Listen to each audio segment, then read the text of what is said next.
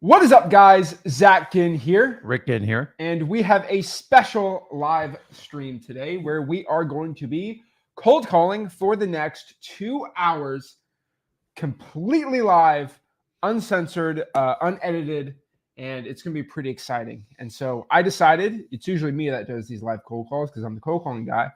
But you know what? We'd love to have Rick on here talk to the sellers too. And I think you really get a huge perspective change on the way that I talk to sellers versus him.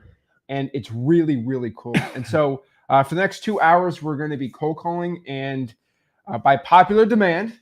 Okay. So everyone's been asking me, Zach, why don't you use a dialer instead? And so what we're going to be doing is for the first hour, we're going to be calling sellers on Zillow. And then for the last hour, I will be cold calling on a dialer for the list of your choice. And I kind of already have some lists already set up too that I think are be pretty good to call. And I'm going to be having my cold caller step away for the day, let them take a break. And it's going to be pretty cool. And so I will be cold calling with the dialer the last hour. The first hour, we're going to do Zillow. And we are just going to be having conversations with motivated sellers today live. And we're pretty excited and ready to go for it. So without further ado, I just want to get into calling. I just want to get started talking to sellers. So what we got to do is, for the first part, we got to do it with the spinner wheel of truth. Let us know where our next wholesaling real estate deal is going to be at.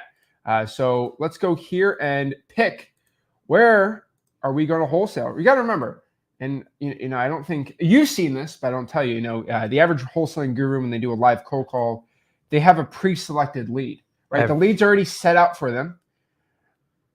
I have very good sources that tell that the lead that was set out for them is their grandma, an actor, an actress. They're all real estate agents. They pay a real estate agent sometimes $20 to say something nice. They'll pay a seller.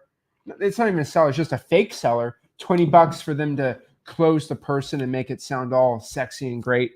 There are some people that put addresses and real stuff. And, I acknowledge this. I used to do that, and I used to get my deal stolen. And so it's tough to figure it out.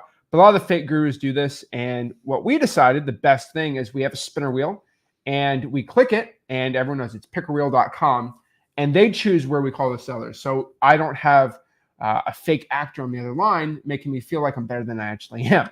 And this causes some of the craziest seller calls I think a lot of you guys have seen. So the ones that aren't clicked are ones that I haven't done yet, but I reset all these except for one state. I got to figure out which one I did. Oh, this one. Last time I did Maine. So let's click spin. Let's see where we're talking to sellers today. And the rule here is whatever it is, we're doing it. There's no complaining. Really? North Dakota? Are you kidding me? Hey, we're wholesaling in North Dakota. Jesus. We were so close to Ohio. But hey, we're in North Dakota. I'd rather have Manhattan than North Dakota. And so the truth is that I found when we do these type of things, you get the crazy deals that you would never even do. And so that's why it's pretty cool. So let's do North Dakota. Maybe do 15, 20 minutes if it gets stale. Man, I am not looking forward to this. In, North Dakota. Hey, I don't choose this. Okay, it's not me. All right, so let's pop this up. I don't even know the terminology in that state. Are there basements?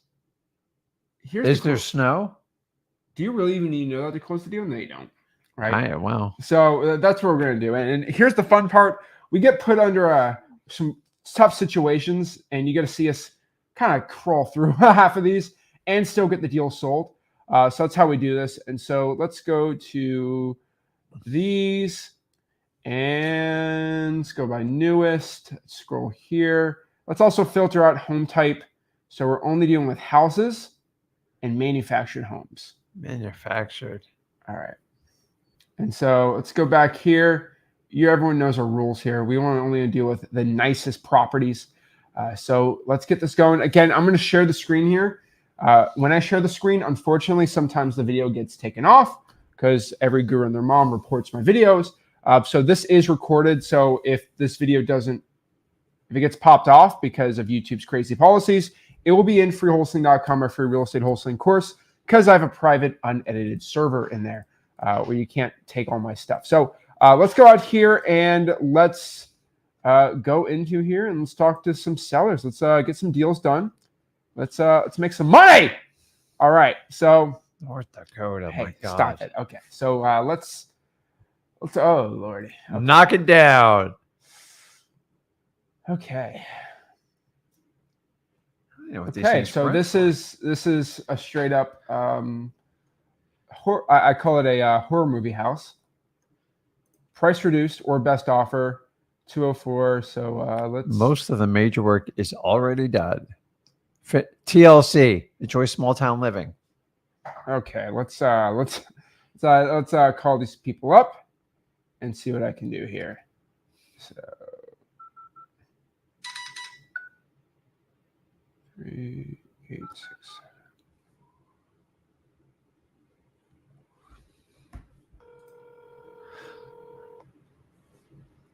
I can't even see the address. Hello?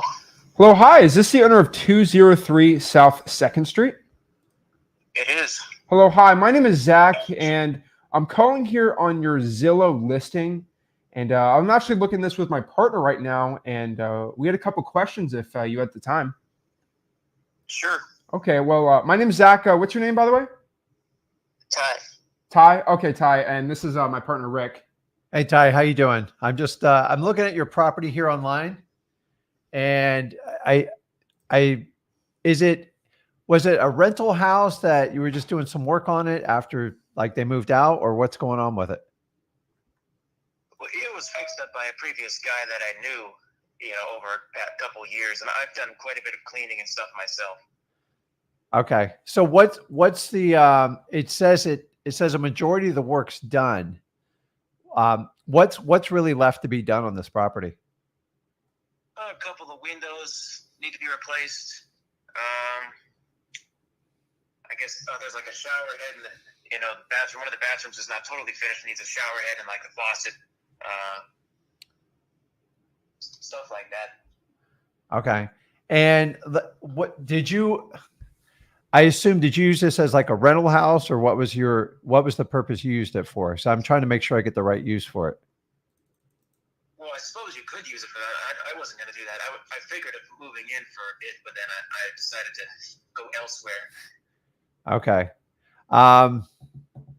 What do you think the total dollar it needs, like, just to get it done? I mean, I can't tell till I get there. That's why I'm just trying to do some pre-screening over the phone and see like dollar amount.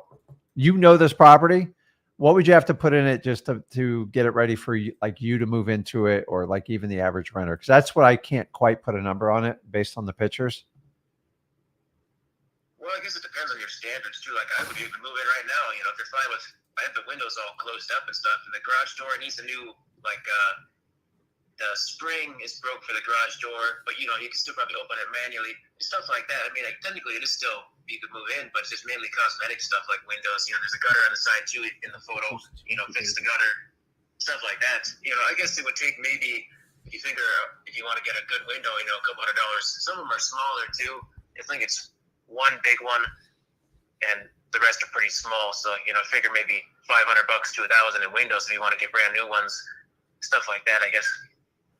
I got it. And then what's the how old is that roof on there? Oh, it's older, and there's a few shingles missing, but I checked in the attic and I don't see any leaks. Okay, so it's is it like 20 years old, or do you have any idea? I assume it's just wood with shingles on the top, right? Yeah, it's probably 15, 20 years old, but I sure don't see any leaks. It probably would need to be replaced within a few years. Yeah. You have any idea the cost to replace a roof? I'm not 100% familiar with the area, but like the going rate, like it's not a complicated roof. Oh, I would say maybe at least a couple thousand. Usually if there's a lot of valleys and stuff, there's some peaks, but it's it wouldn't be too hard. I guess probably at least a few thousand. Got it. I got it. Okay, and the pictures. How old are those pictures that I'm looking at online that you have on Zillow there? Oh, they're just from late last year. Late last year. Are they pretty accurate of what like the current condition of it is right now? Yeah, I don't think anything has changed really. And I assume you're keeping an eye on this property? Oh yeah. Okay. And how long have you owned it for, Ty? Oh, about a year, going on a year pretty soon. Okay. So you bought it with the plans of moving into it, correct?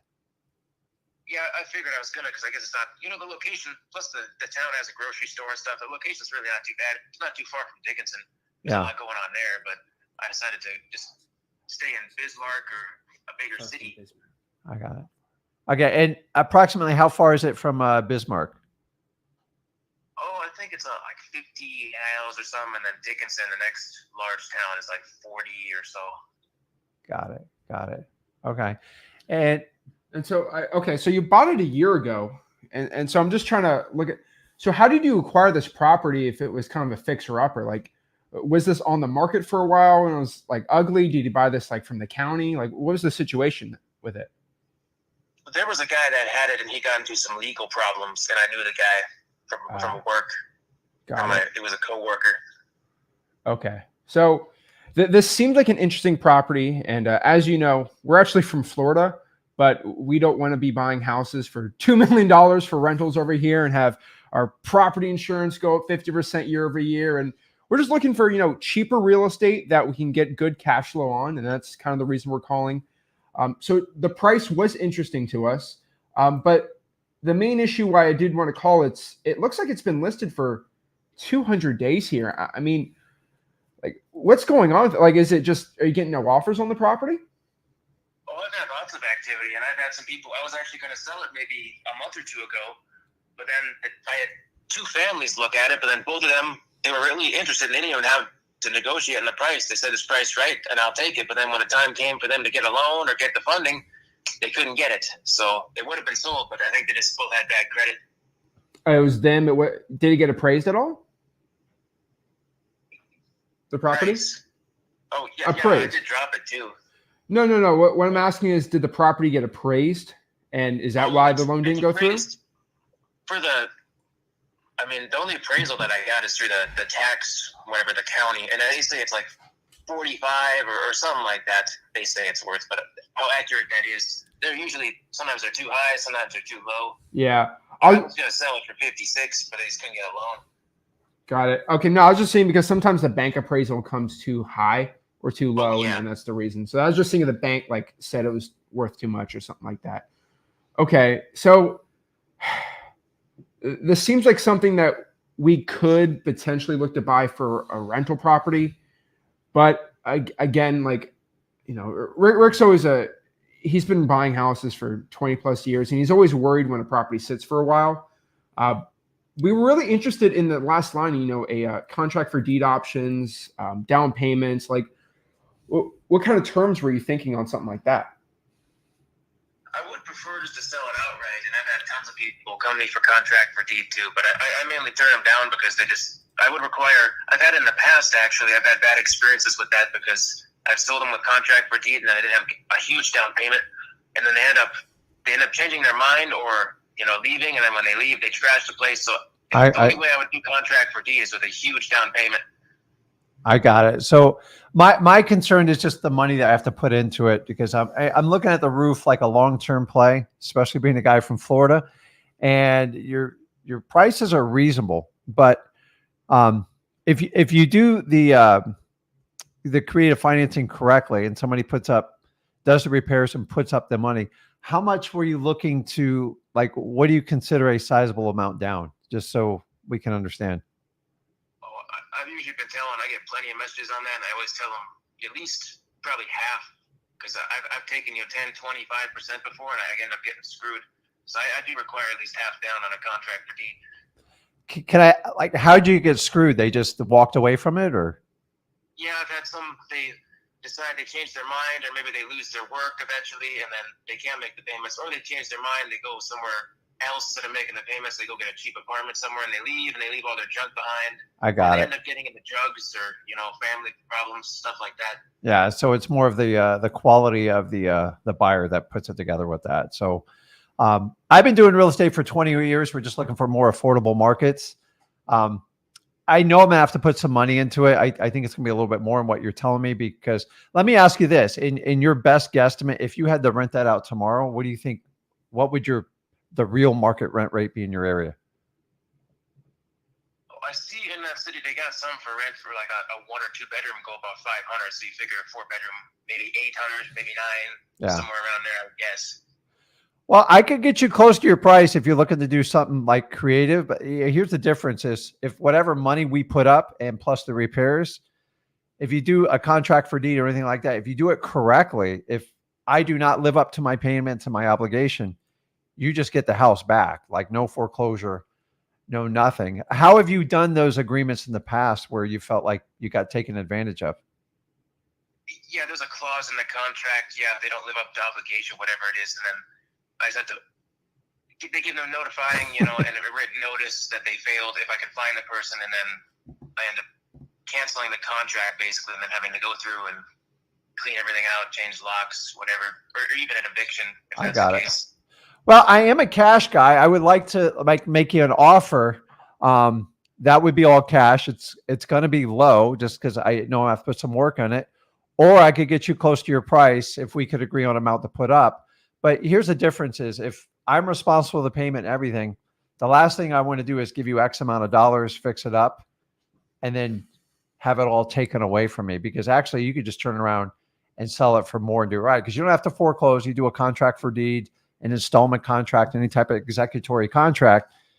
You should be in complete control. Have you worked with a lawyer in the past to help you do that paperwork to protect your rights? Yeah, I've had lawyers before. Yeah. Okay. So these people were difficult when they left, meaning they gave you no notice and they left you a train wreck? Well, sometimes you can tell, when if they leave junk in the yard or Yeah. stuff like that. But I would think too that they wouldn't want to just put all the money into it and then leave. But some people do that. They just don't care, I think. I got it. But, well, I can do it either way. My concern is how long the property's been on the market, and it needs some more work on it. And I like to do creative offers because I think both parties win when you do it. I'm going to be a different quality because I'm not living there. I'm responsible for the upkeep. What if we fixed it up and put like $6,500 up front, and on the conditions, if we don't meet our obligations within 30 days, there's no foreclosure. You just get the property back. And you could do it with your lawyer. I could work with my lawyer, like whatever you want to do, or I can make you a cash offer. I don't want to insult you, Ty. I'm going to be like honest with you. I think you got a decent deal there. I think it needs more work and what you and me both think it does. And I know this because I own a lot of property, and I'd like to own a property up there. It's got to make like real common sense, because I got to buy 1 or 2 and figure out the area and figure out the market rents and what the pricing is on roofs and all that other fun stuff. Then I want to look at like some better properties. Maybe even you can point me out in the areas where I can get like decent properties, 1 or 2 pay grades above this where I can get like decent amount of rents. Because the problem is finding the decent amount of rents in the area to support the real estate numbers. Well, what would it be for a cash offer? What would you offer? Well, I mean, you're offering at 51. I don't think you had any real offers. Would you consider an offer 100% cash, like 30K, like done and gone? Well, I'll tell you what, there's a place, if you look on the Zillow there too, you'll see it. It's just about a block to the northwest there. It's a 1 bedroom, 1 bath, no basement. The garage is all falling apart. That's pending right now for $35,000. But the main issue is when a property's sitting this long, it gets, if we bought it cash, our return on our rental is going to go down a lot more. I see this one's pending. I mean, your property's been pending though before too. So I don't really use that as a comparable. And unfortunately, due to the work that I'm probably gonna have to have my guys work on it. Now I'm the guy that actually has to run out over there and manage all the fixing of this. 30,000 is kind of what we calculated based on what we got to put into it. Getting that 500 a month after all this work, 30,000 is what we have to do for that to work. That's why I don't think we wanted to kind of spit out that cash offer to you first, because I feel like if you want more money, you can just go with the payment option. But keep in mind, Ty, is if we came up to your price, gave you $6,500 up front and fixed the house, remember, if I don't live up my obligation on a simple installment contract, like you hit a home run, because the only way I'm going to rent that up is I'm going to have to, do the finishings on it. I know it's not a lot of money, but it is time consuming. And then somebody eventually has to deal with the roof over time. So it's, I know it looks good now, but all roofs have a shelf life. So that's why I kind of hesitate with the cash offer. I get that. But like, I'm making a blind risk somewhat at the point. If we did something creative with an installment contract, you get more money.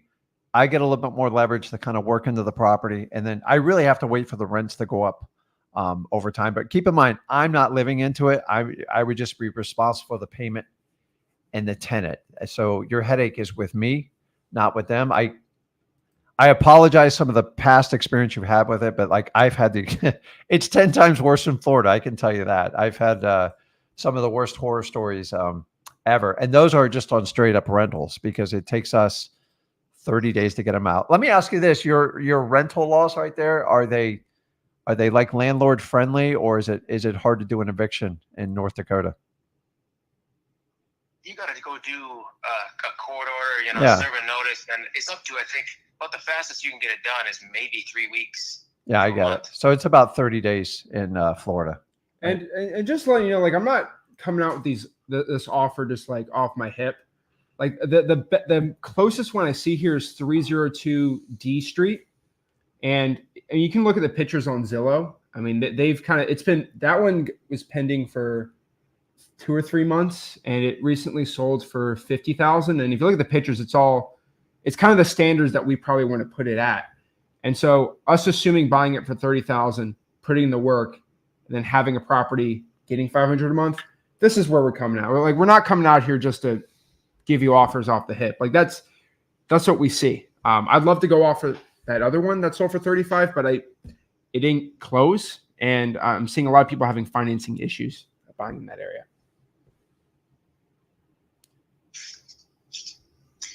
I would definitely have to think it over. Then I'm not too sure.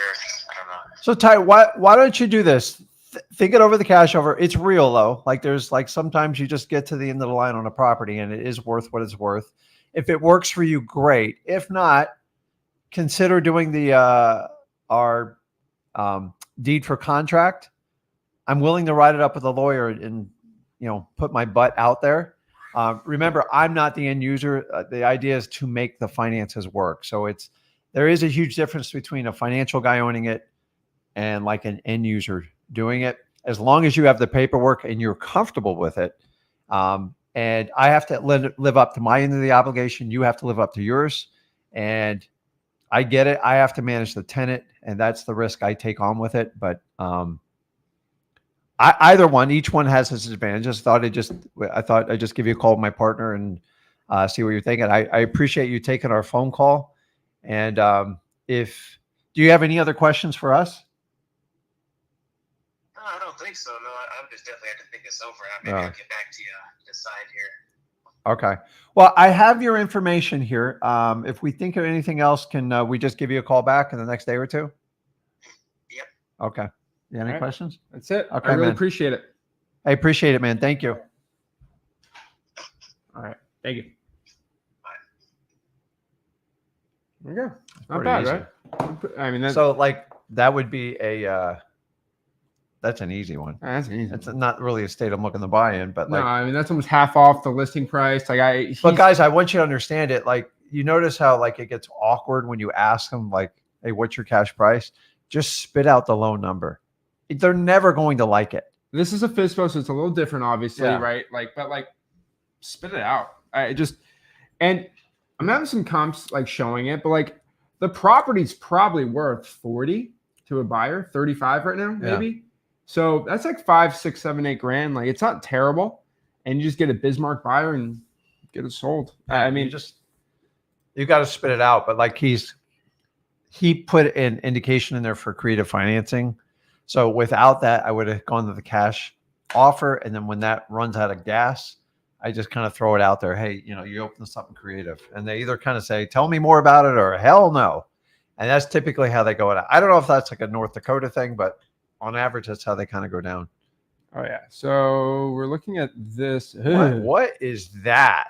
Is that a pipe in the middle of the stairs? All right, let's Oh God. all right. Tell me what you think here. Dude, I think we're gonna be talking to the guy on the lawnmower. I want to talk to him. Oh, that's a nice doggy. The dog knows. This guy loves his lawn, I'll tell you that. He's gonna be salty, dude. Look at all that effort he put into the laundry room. Dude, what is that? That's something you see in like a horror movie. Like I told you, this is a horror movie. I'm taking house. you down to oh Lord. That's where they take you at the end. It's really Look at all the wood rot at the bottom. That's not good. It's a leaky basement. Is that what you call a basement in the Dakotas? Oh, Lordy. Dude, this guy's gonna be salty, man. He might be sweet. He's not. He's got his garden. He's got a pipe running through the stairs, and he's got a hostage basement. You know, think about this. That's where we could put the gurus if we buy the house. So A gurus would never talk to the guy because he's not a licensed realtor. okay. Just saying. Oh, Dude, this guy's just gonna be brutal, man. I just got a feeling. Love Zillow Fizbos. all right. Let's just read this for a second. Songbirds sounding out all the time. Oh, Lord. Woodwork of it. What's that? Woodwork of interior is charming, which means it's old. Galore. Upland and waterfowl hunting galore, which means he's in the middle of nowhere. Nicer, older home, 3 lots adjoined, half an acre. Massive star show at night. You know what? I'll tell you this. You never know till you call. You never know. So we're calling. Oh, boy. Pray for me. He's gonna be a salty old. Where is this?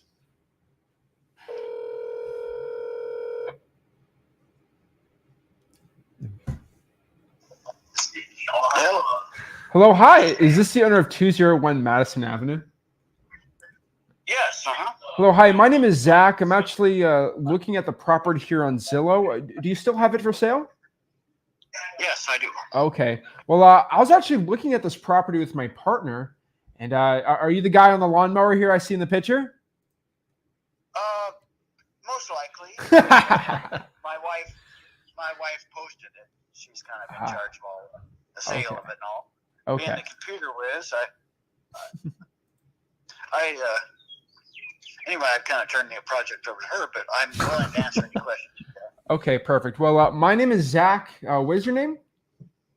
Dan? Dan. Nice to meet you, Dan. This is my partner, Rick. Hi, Rick. Hey Dan, how you doing? I assumed you were a guy on the riding lawnmower because that would be me. So, can you tell me, are you guys living in the property or what's going on with it at this moment? Right. Okay.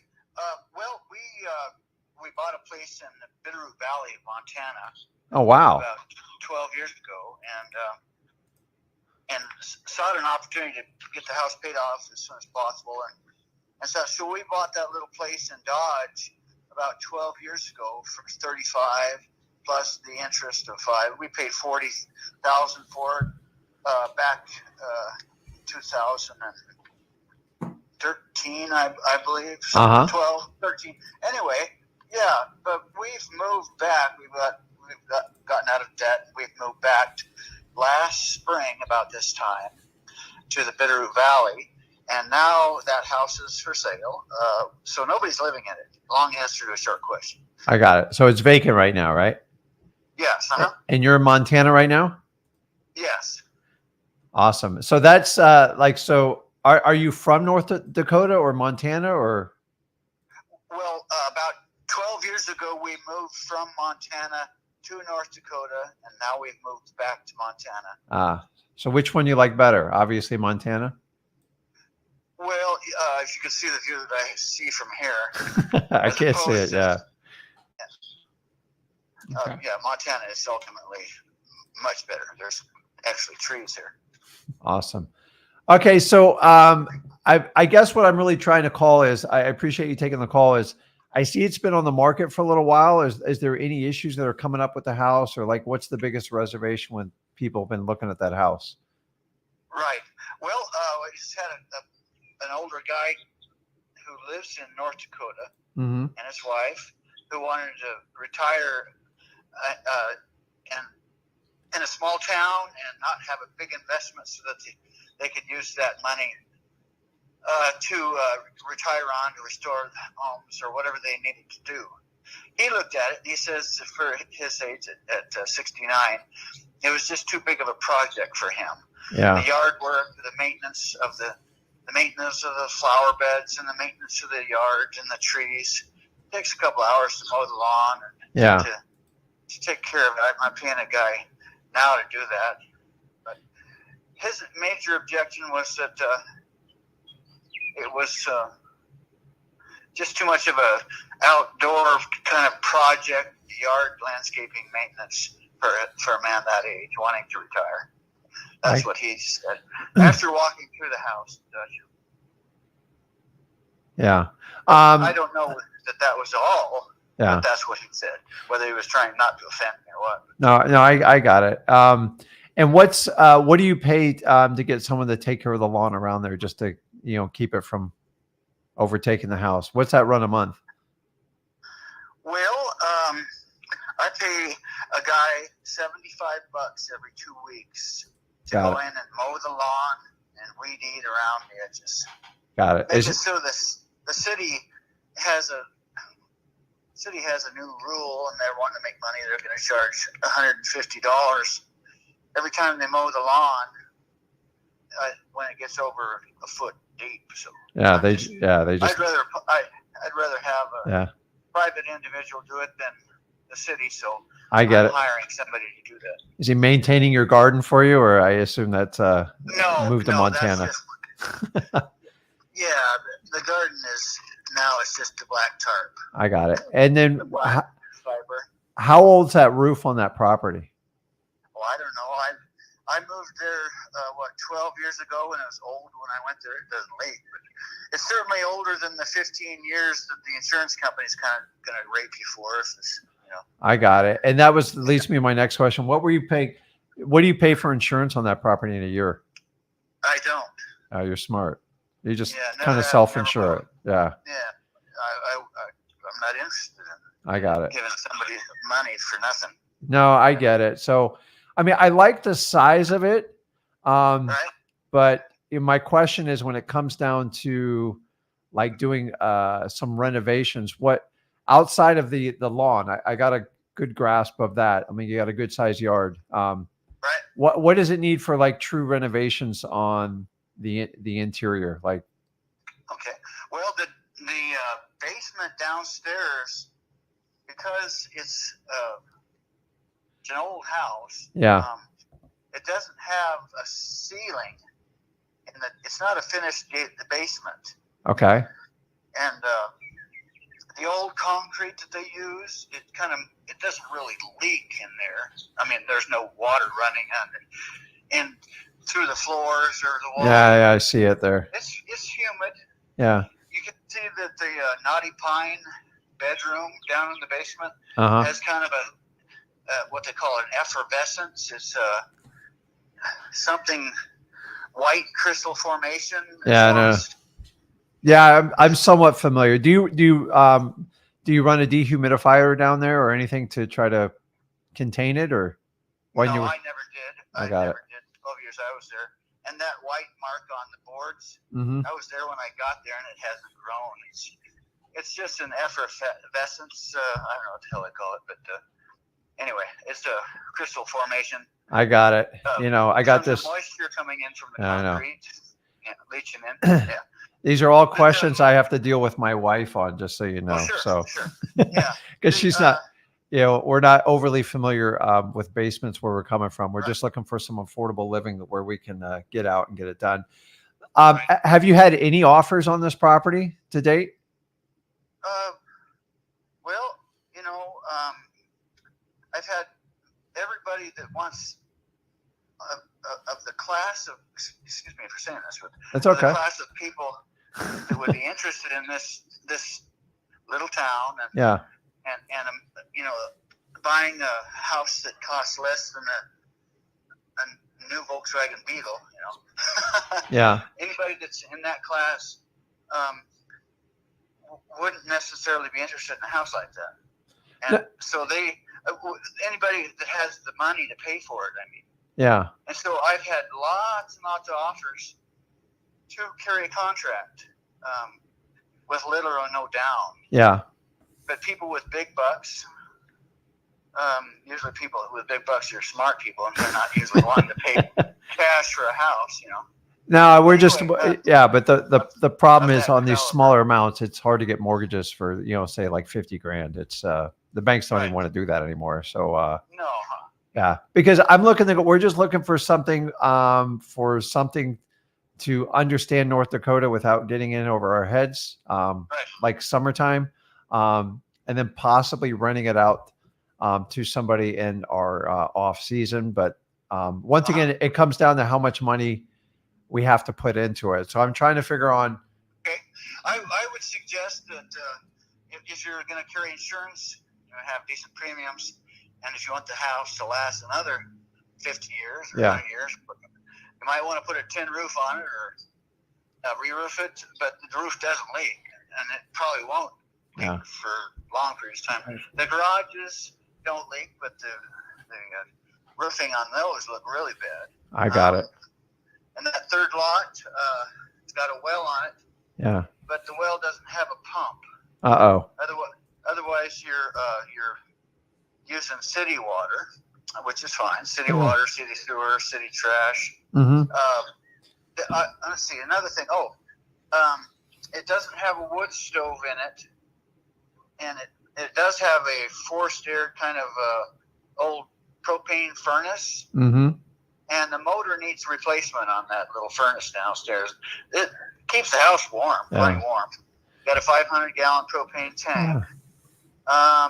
If I put 2 space heaters downstairs and 1 upstairs, electric, it's a hell of a lot cheaper to heat that house with electricity than it is with propane. Yeah. Because of the price of propane, but that 500-gallon tank is part of the deal. It's not leased. Doesn't belong to anybody else. But I imagine the last people that we talked to just last week, they went and looked at it, and he said that he would, if the lawn wasn't so big and didn't require so much maintenance for an old man, and he's retiring on a lower income. Yeah. If he said that. He would probably put a tin roof on it. That's the only reason why I'm saying tin roof. But I don't know what else to say. I don't know. Well, Dan, let's a good house for us. Yeah. During the 10 years I was there working in the oil field, I was able to pay off this house in Montana, and of course pay that one off, and new truck and cars for the wife, and just that's the savings and boost my Social Security income and such. But anyway, I'm rattling on about something. No, that's all right. Is that what you did for a living? You worked in the oil fields? Yeah. Oh wow. What was your job? I was a truck driver. Awesome. I drove an oil truck. Yeah. I bet you can tell some stories on that. Yeah.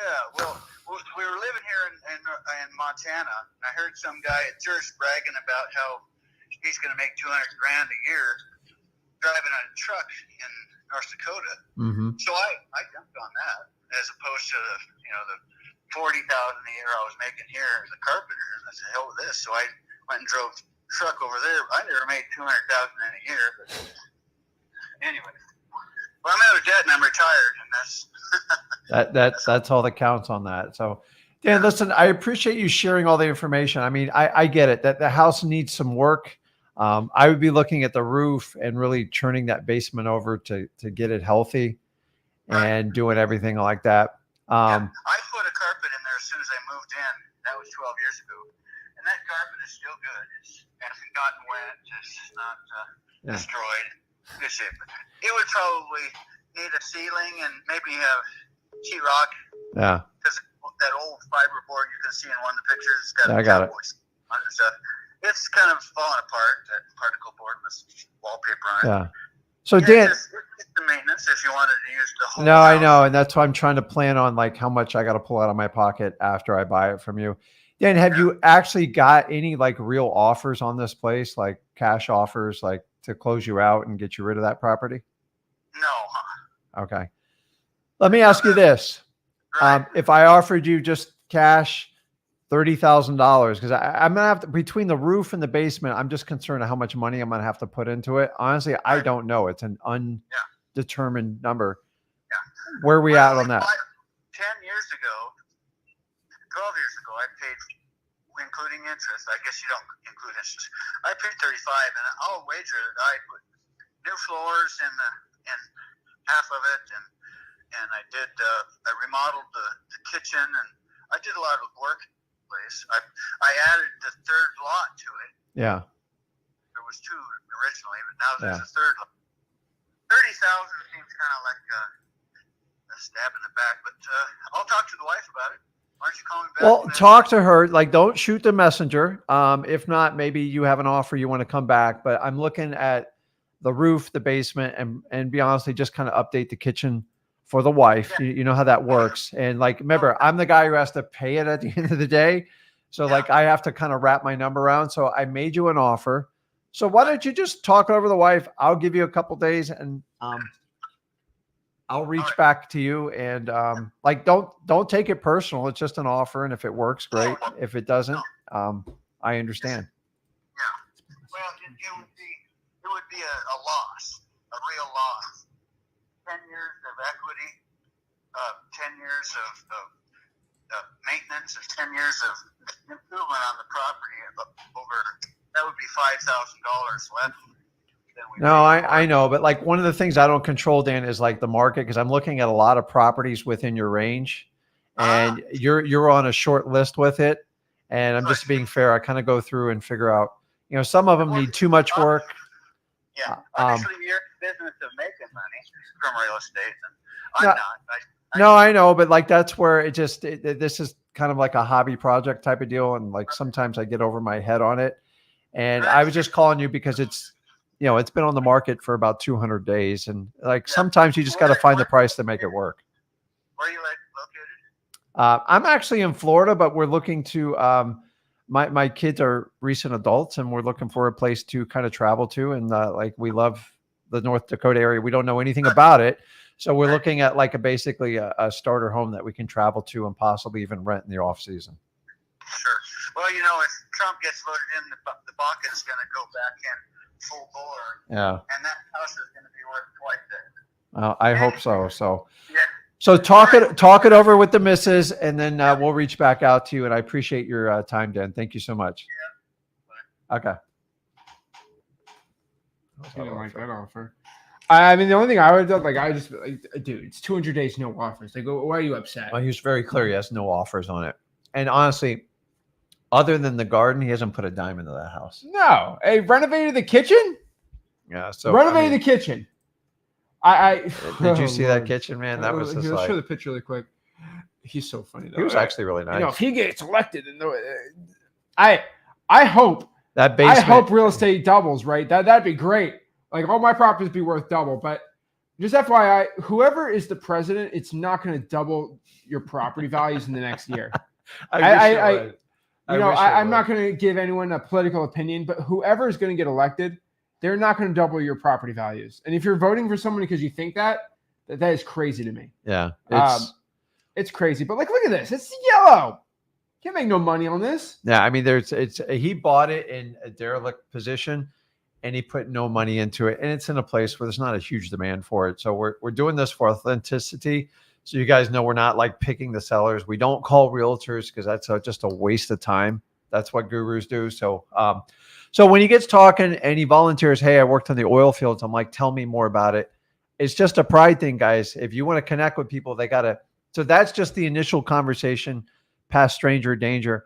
Once again, I don't think it'd be hard to get him to come to the plate. They've already left. They're in Montana. The home's sitting there, and he thinks it's costing him a fortune to maintain it. The home is completely outdated. It would be a really tough rental for anybody. I mean, it needs a good 15, 20 grand worth of work. So it's the numbers are actually dead on. But listen, when you throw the number out there, just throw it out there and you want a reaction off of it. But here's the key is my key question I asked him, he had 0 offers. So you can't insult people when they don't even have an offer. So like just ask it and it starts a negotiation and you talk to them and let them talk about themselves as much as they humanly possibly can. It really helps with building the rapport on them. So it's no, like, I mean, do we care that he was making 200 grand as a truck driver? No, no. but it makes him feel good. And guess what? Like we will call him. You can, what we do in that situation is you call him back and you kind of put the heat on him, right? Like, hey, like this isn't something you can mull over with your wife for the next month, right? Like I need a decision next week, or what I would do is I'd follow up with this guy next week and say, hey, I actually have a deal in Bismarck that we're actually looking to buy now. Yeah. But they're kind of iffy about the price. This is actually a contract for deed, and we got to only go with one. So are you good for the 30,000 or not? Boom. Guys, if you don't ask, you're not going to get it. And like, I think I'm asking for steep discounts, but we're starting right off the bat at, 55, 60 cents on the dollar. That's when properties sit on the market that long. They're just unrealistic And sellers. here's the issue. Like the guy's been sitting there for 200 days, which makes a little motivation. But if he's willing to sit on it for 200 days, he's probably willing to sit on it again. The reason why we only call FSBOs over 100 days old is because it's been sitting for 200 days. No, you can tell with this guy, no wholesaler called him. None. Yeah, no. But that could be a North Dakota thing. Remember how we do it randomly? You can wholesale North Dakota easily. You can't. You just got to get the right numbers. It's shocking no wholesaler called them because they're over. No one calls FSBOs over 100 days old, and that's where the money really is at here. And that's probably what, $600 a month rental. So if you can buy it at 30 and put $5,000 into it from a cash on cash return, not a bad way to do it. And this is how you figure out like how to buy these types of properties, especially in virtual markets. Obviously North Dakota is not your ideal market. We picked it off of a spinner for authenticity, but just read the room. And so like, I'll ask them, what do you think? What does this thing rent for? Sellers will give you so much information. You just got to talk to them. But when you sit there and do an interrogation on these people, it's painful. I get it, guys. It's hard to sit there and talk to someone 15, 20 minutes just to get to a price. But unfortunately, that's what it takes with most FSBOs. And that's why it is a painful process. Yeah. And, before we, hop on the dialer, which I think everyone's excited for too, let me answer some questions they have with you and everyone on this. Sounds like Rick is speaking if he's the buyer. Once the seller sees the contract, he finds out you weren't. Can you explain? We set the expectation. We have partners. Yeah. And that's easy. That's the easiest part of it. Because when you sign a contract and it's an assignable, they don't actually get notified till the closing. And they don't go, oh, by the way, somebody else is buying our contract. It just has a different buyer's name on the HUD. And 9 times out of 10, they don't even pay attention to it. Guys, it's not a big deal. And you notice the one thing he said to me, he goes, I expect you to make a profit. He goes, you're expecting to make a profit. I never deny it. I don't go, no. I'm a charity and I do this for free. Obviously, we're buying it to make it a profit. He's had it on the market 200 days. He's ripe for an offer. He just needs a little bit more time to soak on it.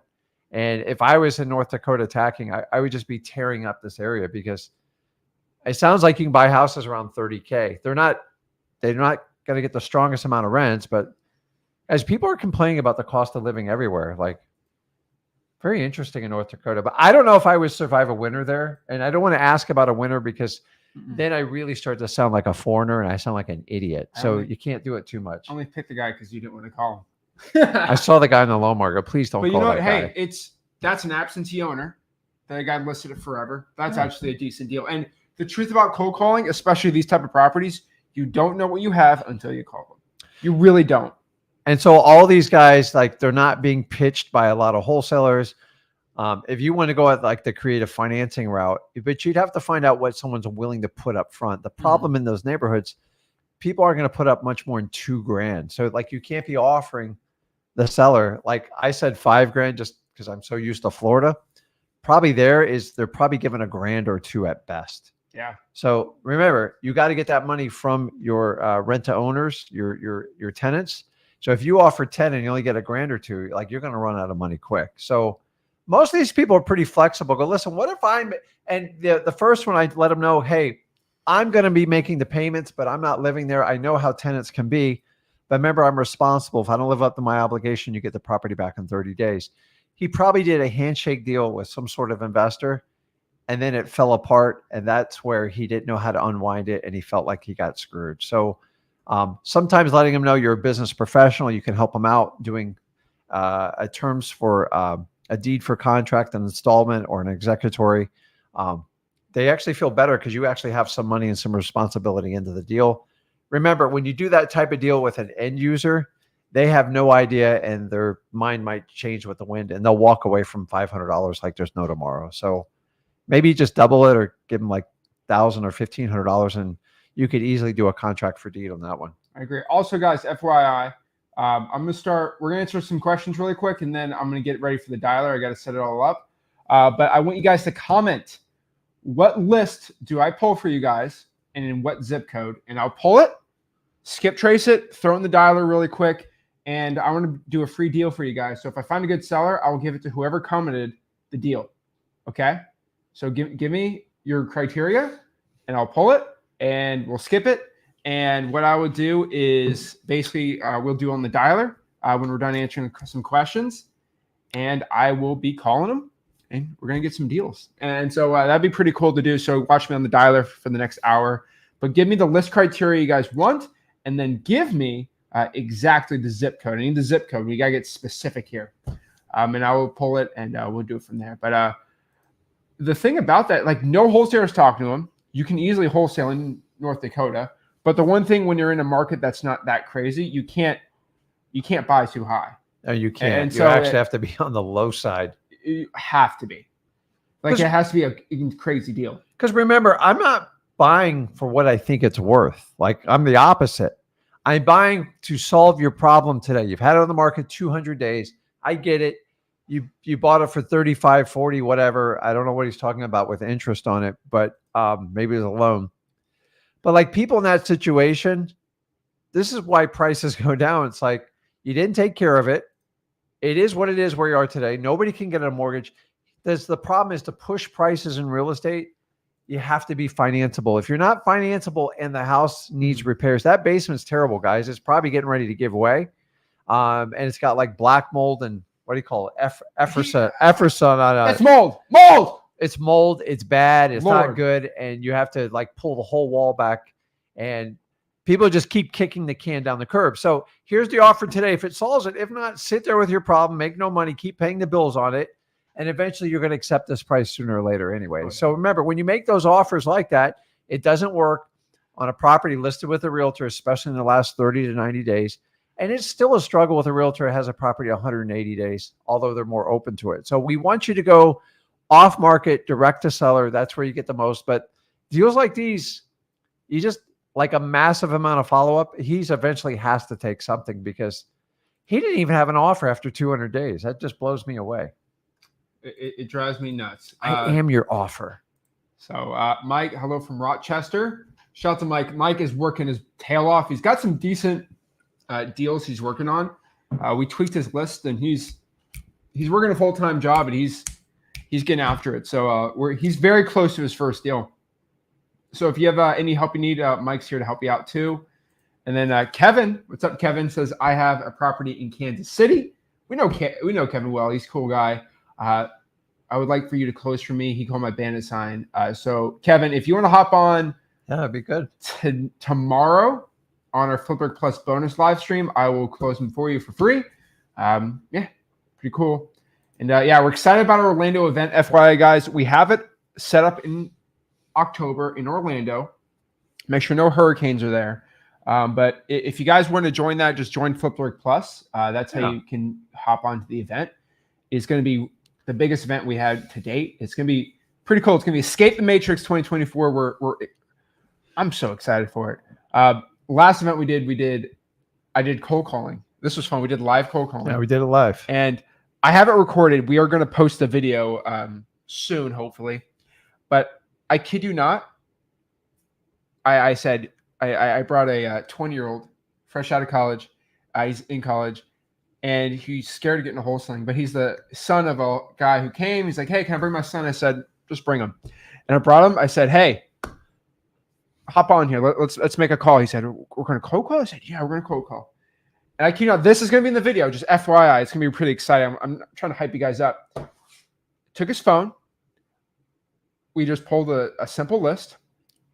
We clicked dialed it, got the deal locked up. First dial, it was insane. And I never seen anything like that ever in my cold calling, and we had it on camera. So that's going to be pretty exciting to share that. You got the address and the seller's name is, that was really cool. That blew my mind. But Kevin, of course, I'll help you out with that. And Tyrese, what's up, man? This is great content. Especially love it when Rick gets out on a cold call. I will in my office, I have a little closet, and it's like you remember the office when they had that little like closet down in the windows for Ryan. I'm gonna have that for you. I'll record a video. We're gonna sit Rick down for 5 hours a day, 5 days a week for a year straight, like me, and we'll just make him cold calling expert. If you don't like cold calling, we're gonna make you like it. I just get my ADHD kicks in, and like they just start like kind of blob. Like I'm good at building relationships, but I enjoyed it. So I saw the one comment where the guy goes, that offers like a stab in the back. Listen, all lowball offers are a stab in the back. You just got to gently defer it. Go, listen, hey, don't shoot the messenger. I made you an offer. Let me know what you think, and then give me some feedback. That's all I'm ever doing from it. I know I've stabbed you in the back, but let me gently pull that knife out, put a little Neosporin on it, and go don't blame me. I'm giving you don't have an offer. I'm the only one who gave you an offer. In 200 days. So like work with me. And I'm trying to tell you, I'm not going to give you an offer of 45,000. It's never coming. And honestly, I'd like to do 20, but like, I know he's going to hang up on me. So when they say it's like a step, I want you to understand when he said that, he gave you his raw, unconscious response. Do you understand that? He told you exactly how you felt. And guys, this is what you want, because when sellers tell you exactly how they feel, you can use that data, that their feelings or emotions, and then you can solve an offer. Look what Jonathan did. We practice what we preach. Yeah. You did the go for now. You have to. And I just go, listen, I try to ease that knife out and go, listen, I get it. That's why I try to talk about what he does for a living and everything like that. But on someone like this, I go, but like, is it really a knife? Because I'm the only one who's offering you a hand in this deal. So let's figure it out. Remember, once they do that, then they're going to tell you their feelings. Hey, you stabbed me in the back. That's a slap on my face. My mother would roll over her grave with that offer. Go, listen, I made you an offer. Nobody else made you an offer. I'm interested in the house, but it's got to make sense. What did you have in mind? What do you need? And here's the key word: not to sell it, not to your asking price, not an offer price. What do you need to get rid of it? You've got to use this terminology, guys. It is all psychology. You're looking for someone's unconscious response. A lot of people are you teaching me sales training? No, I'm teaching you human 101. Remember, wholesaling is all about working with motivated sellers. If you have a property on the market for 6 months, you don't have one offer, honestly, you need a wholesaler. So when they do that, I'm going to get the information and I'm going to sort it out. And then I know it's going to go rough, and then I'm going to smooth out the knife. I'm going to pull it out, put a little Neosporin on it, and go, listen, I'm helping. Help me help you. Throw me something back. And that's it. Because the worst thing is when you make an offer and people don't respond back to you. You don't know what to do. You don't know how they're feeling. They go all stoic on you. It's not good for business. So I want to, when you use the go for no method, you're actually getting a raw reaction. And when you get, listen, guys, you ever been in a fight with them, an argument with someone? They're doing you a favor when they tell you exactly how they feel. Believe them and find a way to help solve their problem. When people are quiet and they don't share their emotions or like what they're feeling, it's really hard to read people. This is why go for no works so well. But here's the problem. Go for no was never meant, hey, listen, you're on there 1, 2, 3 straight. Yes. I see you got listed for 100,000. Would you take 20? Click. That's not go for no. That's just a really bad approach to doing it. So guys, you can do these phone calls all day long. It's going to be the same mantra, every one of them. I can do them in my sleep. Am I as fast as him? Absolutely not. I'm a slow old man doing these calls. So let's get ready to pop on the dialer, and we'll give you a break. Okay. And there's no I'm point gonna do some people work. I'll come back. sitting down on a dialer all day. Okay. I sent you over. I was talking to someone yesterday. We had I don't reveal exactly. Jay, he's in Tampa. His eyes are gonna pop up. I sent you over. He has a trailer park deal in the West Coast area of Florida. What do you just take a quick look at? I think it's a good deal for us to buy. So just check your email. Okay, I saw something. He just didn't send any details with it. So Yeah. I asked. Or just look Okay, I'll at check yeah. Just ask him on that guy's information. Okay. But that's mostly what I get you doing. I just send you addresses like, can we just buy this one? No. All multifamily, and you're like, okay, because like the JVs, the regular wholesaling is already set up. So we're mostly just setting up things for that. But yeah, come back on before we get off. But let's start smiling and dialing. So I'm calling on a dialer on the computer. So it's a little confusing. It's not connected to my phone. It's connected on the computer because with our VAs, obviously, we can't have them use their personal cell phones from around the world. So we have it. It's basically on the computer, and can't talk too much about it. But you'll know sooner or later. But so I have my speaker here, and so bear with me with this. And so I'm trying to understand how to do this the right way too. So let's move this over. All right. So what we're gonna do here is we're gonna connect the seller on the speaker, and that's gonna be connected to the mic for you to hear. That would probably be the best one. And then the cool part is it's connected to a mic, the dialer. So it's just basically from here, from there, you're good to go. So let's connect this all really quick and let's get it going. So we got some good ones. So like, for example, Kevin, this is a good example. Make sure you put this in the comments. Tired landlord list, here's the zip code. Beautiful. That's all I need to know, and I can start dialing it. What I have an issue with is you making me call pre-foreclosures. I'm not going to do that. If you go to wholesaling.com, that's the one list I do not call because it is a terrible list to call. Oh, Lordy. See, that tests my patience right there. I ain't doing it. See, if you really just want to watch me just have a mental breakdown, have me cold call pre-foreclosures all day. I ain't doing that. All right, let's connect this. Here we go.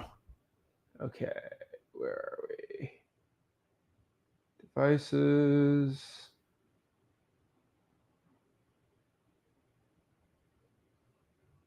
Okay, here we go. It's connected as the speaker. Okay. Make sure the audio. All right. Okay, we're connected. So this should work. I got the audio all set up here, and we're going to start dialing. Unfortunately, phone numbers are shown on the dialer, so I cannot share the screen. But I mean, I'm dialing. So I mean, remember, guys, this is not sexy, just hanging on a dialer. But this is what I've done for most of my life for wholesaling. And so let's go here and.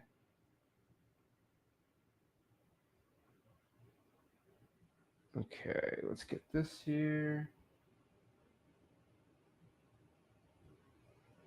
All right, smiling down, baby. So this one I'm calling right now is going to be, we're just starting off with an easy one. This is going to be the absentee owner in Port St. Lucie. So not a crazy list. Let's make sure this works.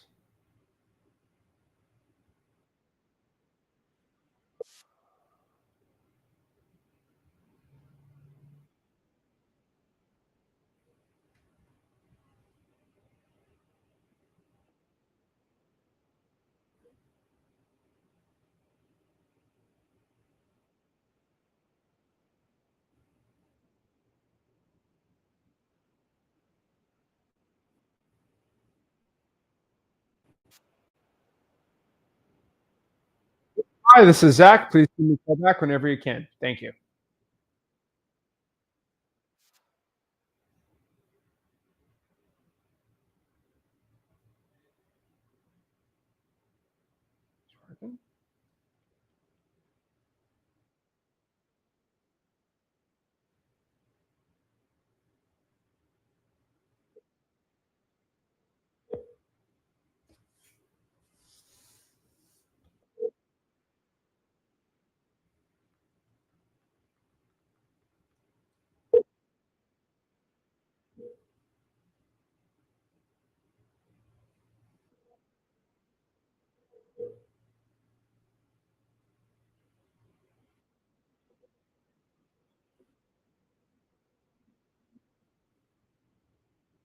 Hey, Mike, this is Zach. Please give me a call back whenever you. Hey, this is Zach. Please give me a call back whenever you can. Thank you.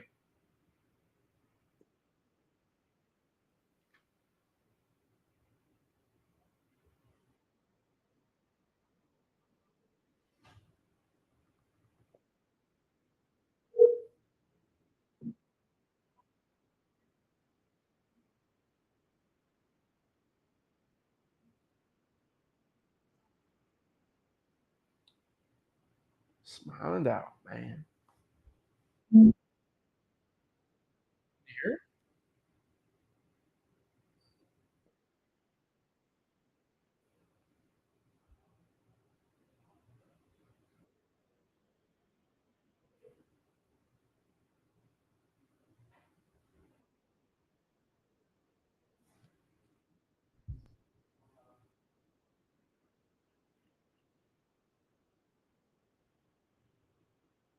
Hey, this is Zach. Give me a call back whenever you can. Thank you.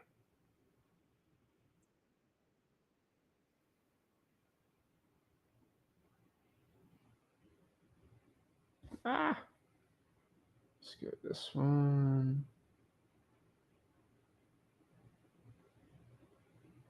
Okay, next lead. Where in the world is this? All right, here it is.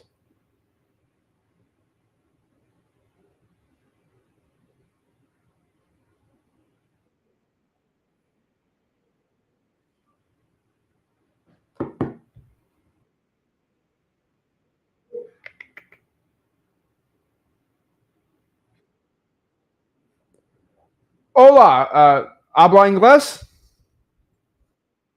Ah, okay. Come. So no. Hello, can you hear me? Okay. Okay. So no English. Uh, ¿Quieres vender tu casa? No. Ah, okay. Okay. Bye. Gracias. Woo! Woo! Woo! Got me there. They got me in the first half, but I won. Yeah, you could tell. Spanish is not my thing. Can you hear the seller?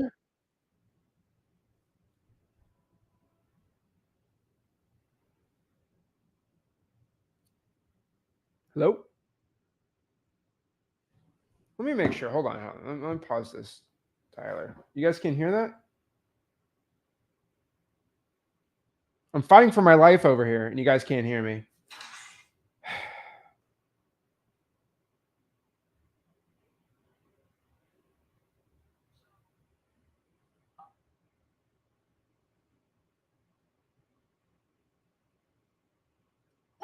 Got me there. They got me in the first half.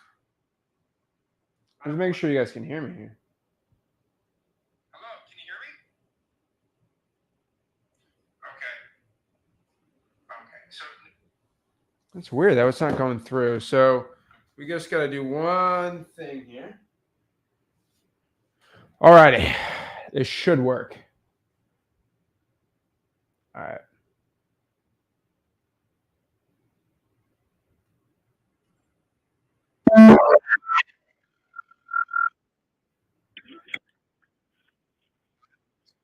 Hello, hi. Is this the owner of 548 Southwest Crawfish Drive? Okay. Wrong number, jeez. Do you guys hear that one at all? Let's make this work out. Let's see here. No English? Jeez. Is this the owner of 548 Southwest Crawfish Drive?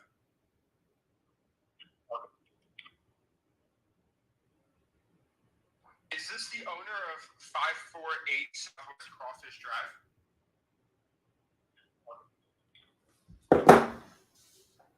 I was checking the audio setting real quick on this. Oh, I see the issue. Okay.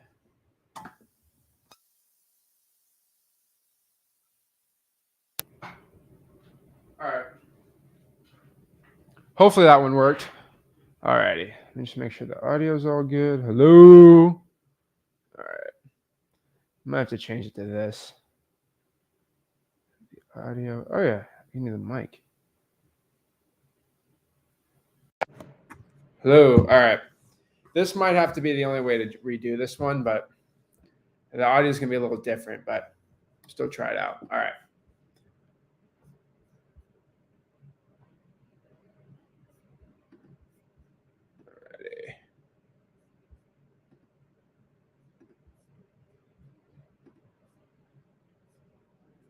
Alrighty. Let's do this. Alrighty.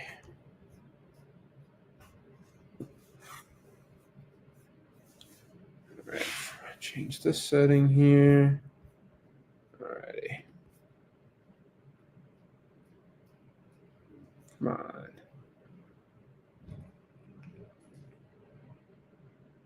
Oh, I bought that house before.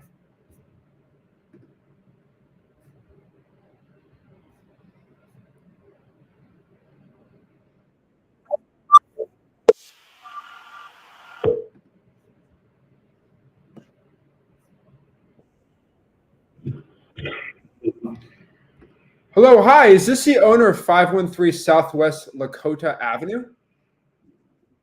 Hello, hi. I was just seeing if you were interested in selling that property. Okay, no worries. Have a good day. Can you hear that one? Let's see if that one can be heard. If that one can't be heard, I gotta try something else. Is this the owner? Do you guys hear that one? For 8 Southwest Crawfish Drive.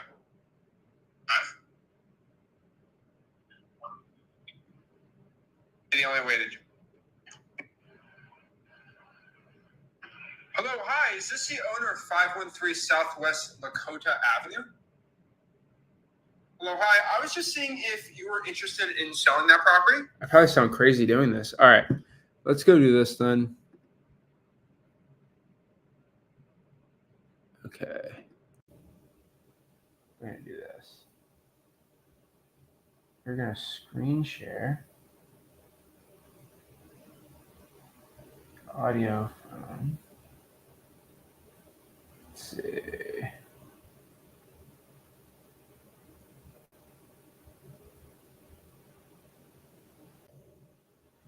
All right. We're going to try this.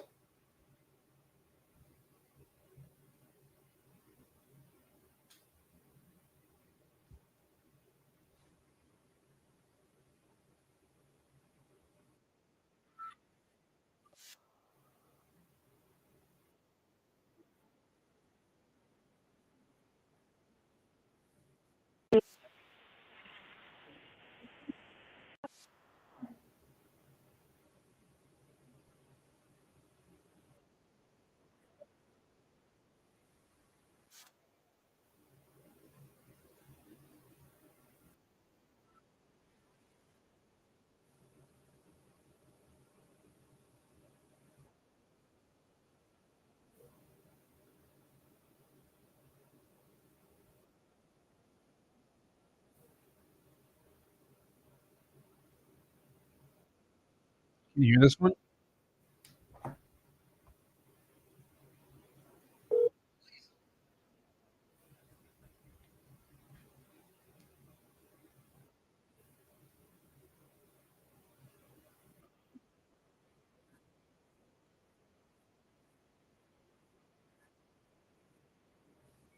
Hello. Hi, this is Zach. Please give me a call back whenever you can. Thank you.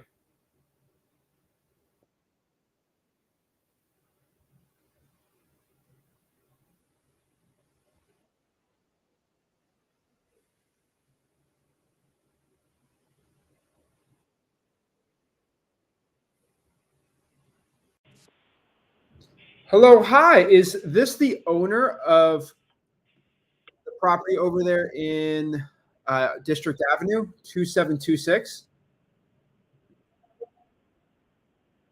In what? Oh, okay. No worries. Thank you so much. how this is working. All right, let's see if the audio on this one works. Property over there in, okay. No, 26?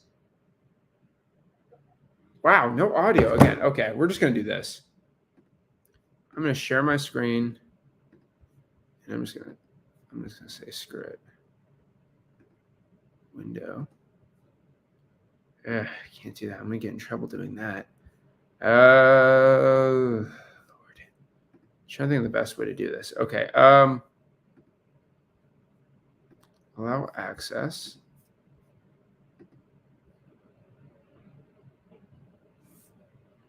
Make the sound the microphone.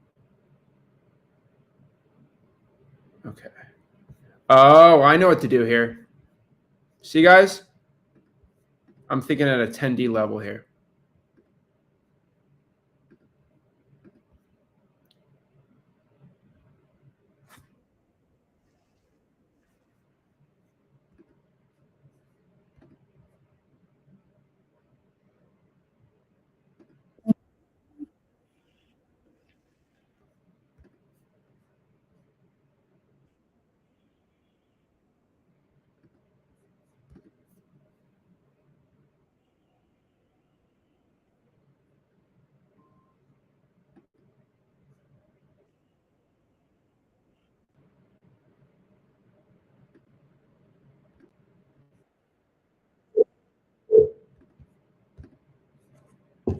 Your call has been forwarded.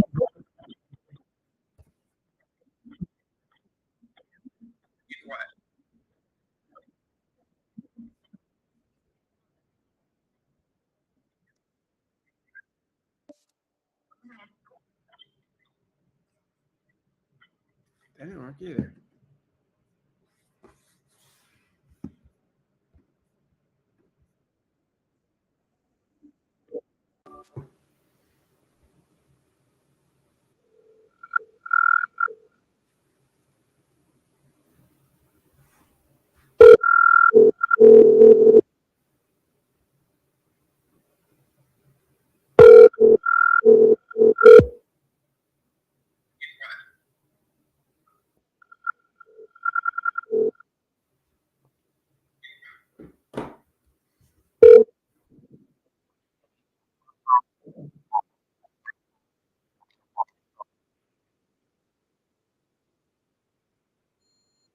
Hello, hi, this is Zach. Please give me a call back whenever you can. Thank you. See, that worked.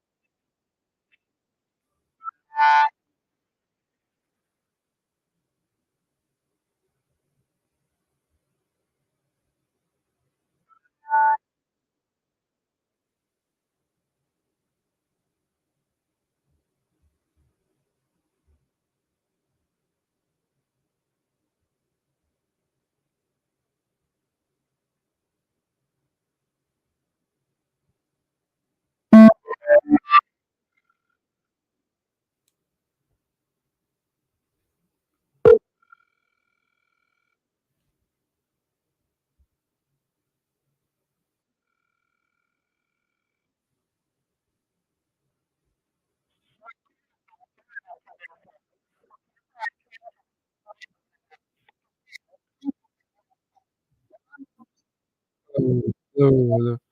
Hello, hi, this is Zach. Please give me a call back whenever you can. Thank you.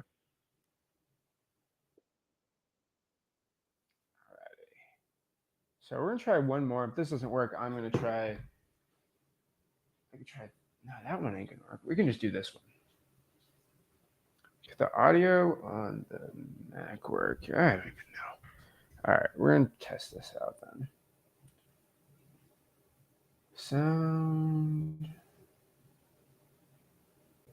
It did work when I tested this out. All right, we're gonna do one more here. Let me go back to the phone.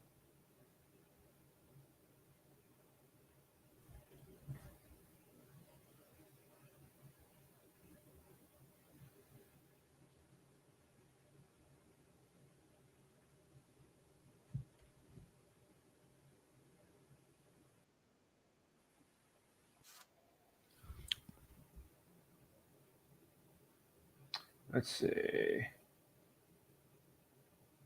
Oh, it's a frequency clashing. Okay. I'll just change the mic then. Got it. See, I don't know about how any of this stuff works. Okay. Let's see if this one works out.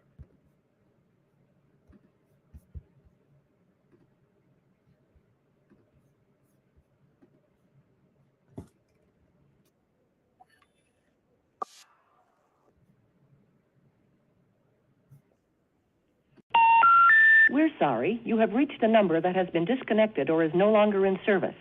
If you feel you have reached this recording in error, please check the number and try your call again. We're sorry. All right. If you didn't hear that one, we'll just go back to the other type of calling. Whenever you can. Thank you.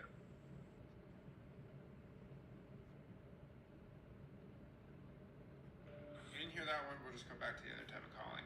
This recording in error, please. There we go. It works. Money. Told you. It takes me a while. But I got this.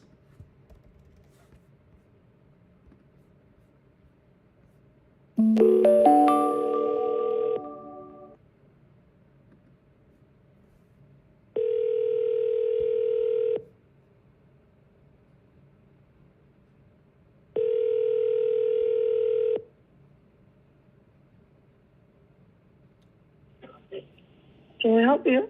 Hello, hi. Is this the owner of 910 Southwest Versailles Avenue? We fucking live here. So don't fucking call. Thank you. You live or you don't? Woo!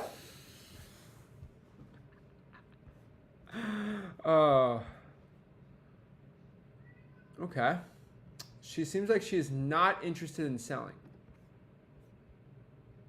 We'll put her on a follow-up. That's why I have you guys hear this.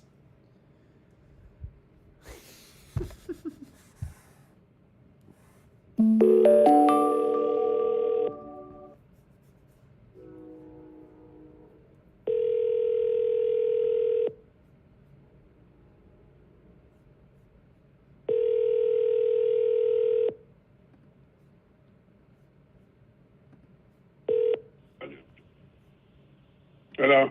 Hello, hi. Is this the owner of 1032 Southwest Romaine Lane?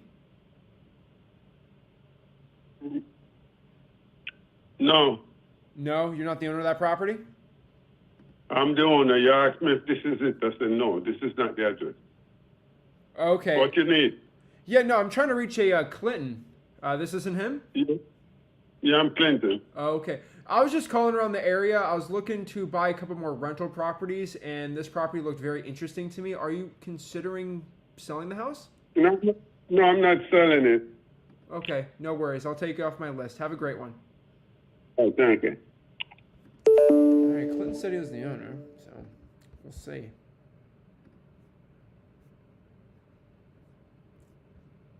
Some nice people, though. Not terrible. Homeboy didn't know if he was the owner or not, but whatever.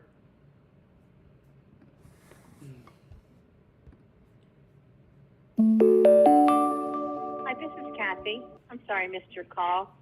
Leave me a message and I'll call you back. Thanks. Bye. At the tone, please record your message. When you've finished recording, you may hang up or press 1 for more options. Hey, this is Zach. Please give me a call back whenever you can. Thanks.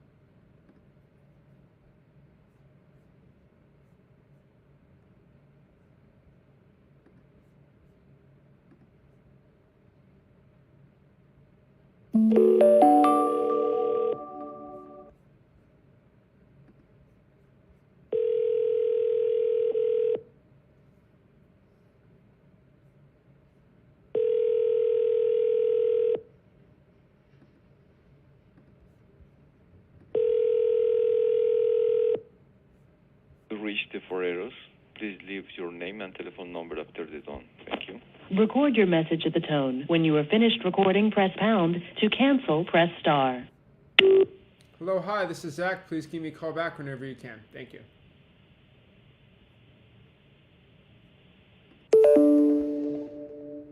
Hey, Joseph. Oh, that was the wrong one.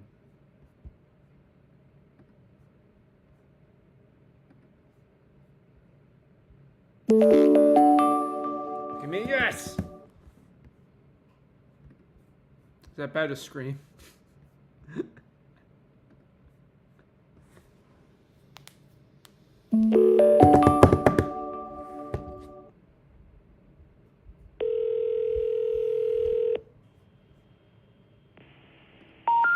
We're sorry, you have reached a number.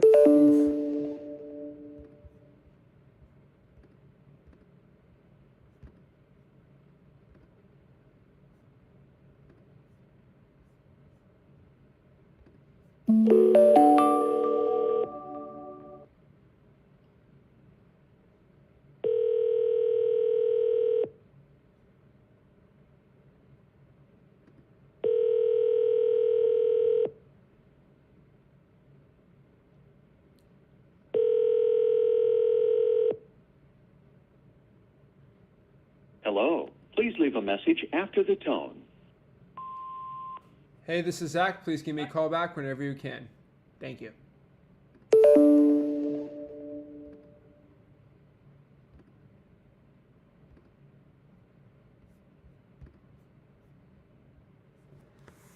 Doing pretty good, I think. Not bad. I mean, honestly, the problem is I can't talk in between these calls because they keep dialing.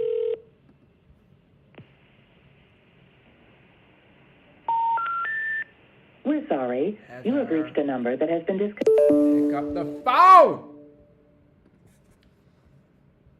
Because you have to get my cold calling anger out in between calls. Not anger, though.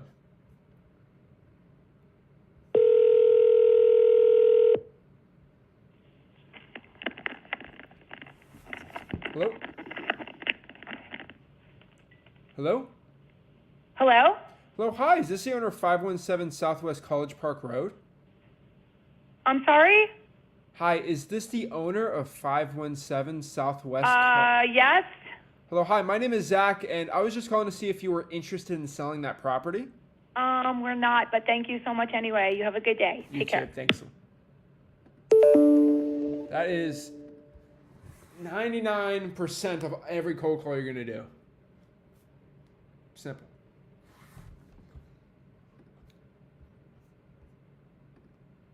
She picked up the dang phone.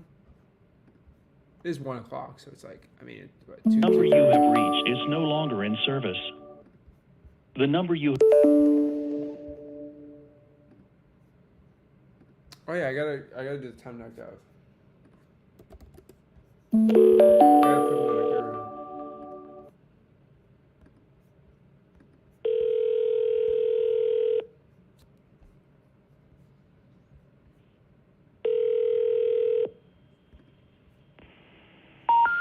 We're sorry, you have reached a number that has been disconnected or is no longer...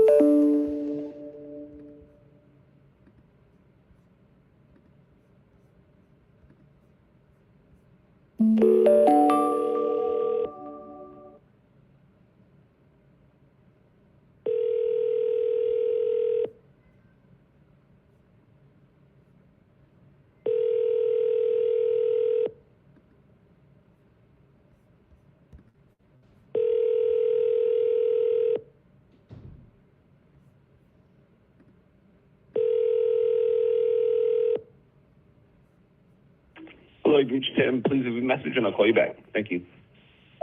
Hey Tim, this is Zach. Please give me a call back whenever you can. Thank you. So what I can tell you guys on this is, let me change the mic. It's a lot more boring. And so I've told everyone, if I'm going to be on a dialer, like if I sit there for 5 hours, you know, it might only be 1 or 2 good leads. I know that sounds crazy to say, but like that's just kind of normal. Like it really is. And so, I mean, I could sit here for the next 2-3 more hours and just do this. You just let me know what you want to do. I can go back to the Fizz Fest and answer questions. You let me know. But like, this is what cold calling is. Like, it's not strenuous to me. It's not like, oh, I'm dying. Oh no. Heck, I see people they'll play video games by cold calling, but like something we can pause. And so like a lot of people, they'll play like Fallout, Madden, FIFA. I can't play FIFA and cold call. I can play Madden and cold call because everything's like a play that you can kind of like pause it out. But because like with the dialer, you just click it and just boop, boop, boop, boop, boop, and it just goes in there. Interesting. Let me get someone's list really quick. We'll do Kevin's Tire Landlord list really quick. And we will go here and do that. And so let's pull up the stats on that. That is 34 calls made. 11 voicemails, 10 connections.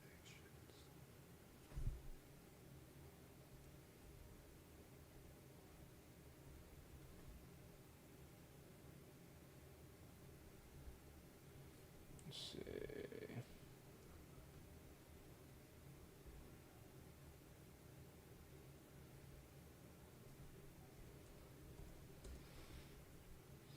Alrighty, let's go here.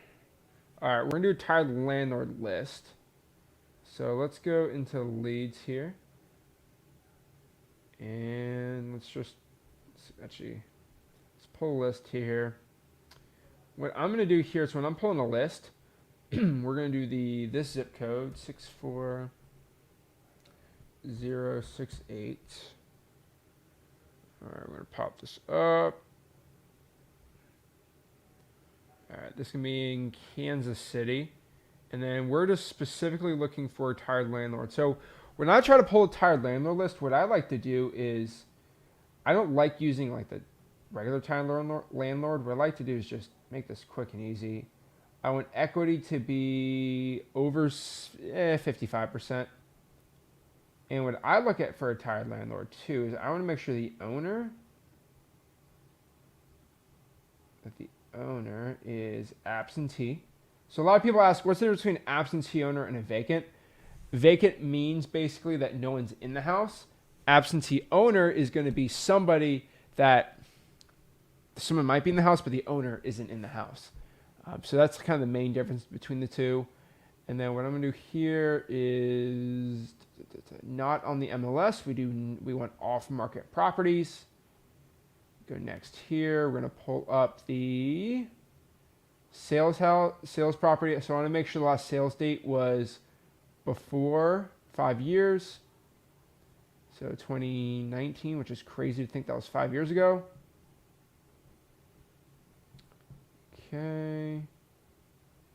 And then property values. Okay, so I think I got I'm gonna have good info here. Alrighty. So now we have that. Let's cap the price.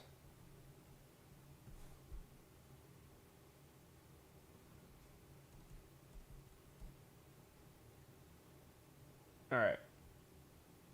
Perfect. All right, pulling the information here. Let's see. All right. All right, let's cheer. Okay. Here we go. List pulled. View list. All right. Export that. Skip trace. Now I put this in a dialer. Alrighty. Boop, boop, boop, boop, boop. Okay. Zach, looks like you went fishing recently. Yes, I did go fishing. And I have my lucky hat. I have my lucky fishing hat. And my sunscreen. And I forgot my bag. What do you think happened? What do you think happened when I forgot my hat and my sunscreen? Stuff got rough. This caught good. It was good. All right. All right, we're put in here. Let's start dialing. We're doing me started.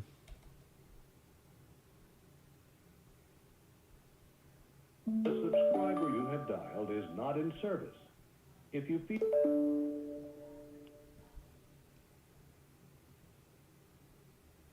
We're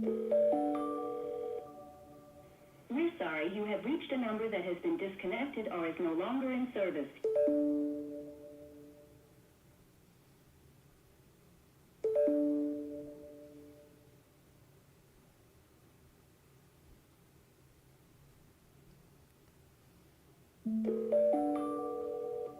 We're sorry, you have reached a number that has been disconnected or is... Lord.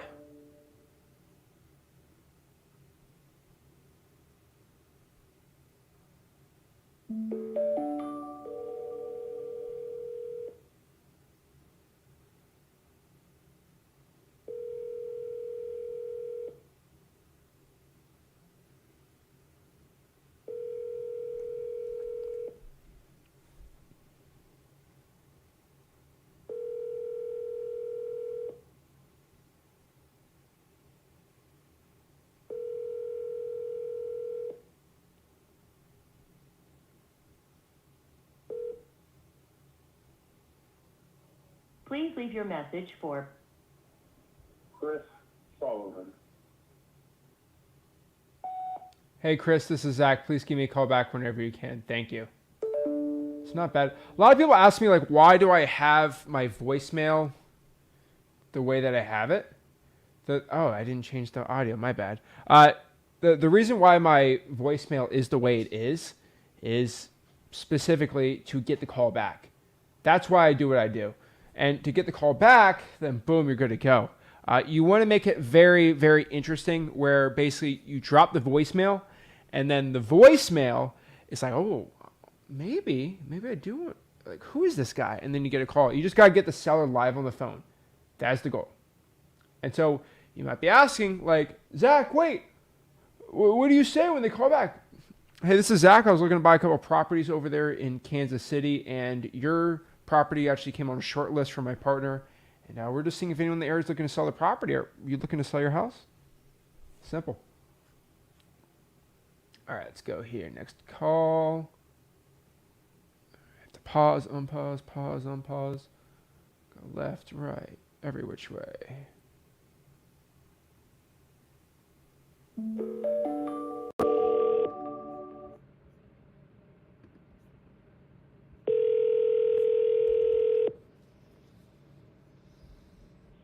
Hello. Hello, hi. Is this the owner of 324 South Clayview Drive? No, this is not. This is 1706 Oregon in Orlando, Florida. Who are you looking for? Oh, yeah, no, I'm actually looking to buy a couple properties over there in Missouri, but I mean, also buy in Orlando. Are you looking to sell that property? Well, no, but I'll tell you what. I own that property at 324 Clayview in Liberty also. Oh, yeah. That's what I was talking about. Yeah, so you're just out shopping on the interweb on the line.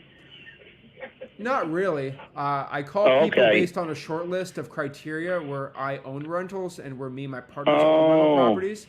So you're already rich. I mean, I own property. I wouldn't say I'm filthy rich, but no, I'm just looking to buy some more rental property better than the stock market to me. Is that okay? Well, I'll jot your number down, and I'll tell you what. It looks like it's a Missouri-based number, a Kansas City exchange. I will jot it down, and if I do decide to not come back up there and sell the property, I'll give you a call. How's that? Sounds good. Thank you, my friend. Have a good day. You too. Thank you. Hey, what happens when somebody asks a multimillionaire if he's rich? I don't know. You know, I flex on gurus for a living. Of course I make money. Duh. Is that bad? That guy's funny though. You know, like that's why you got to call. You never know what's going to happen. But I asked him if he's the owner. He said no, and then I asked him again. Lord, what do I do with these people? All right, keep dialing. Smile and dial. Woo! I got another 4 hours in me right here. Let's go. I'll put him as a warm. We'll put him as a warm lead. Yeah, I'll put him on follow up.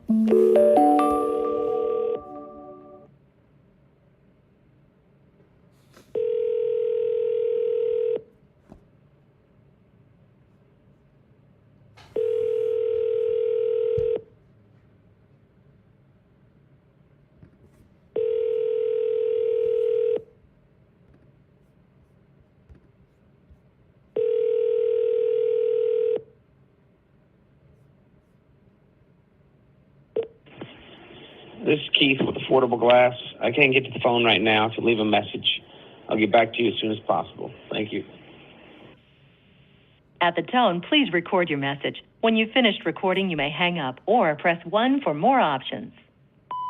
Hey Keith, this is Zach. Please give me a call back whenever you can. Thank you. Where am I? Okay, I'm right here.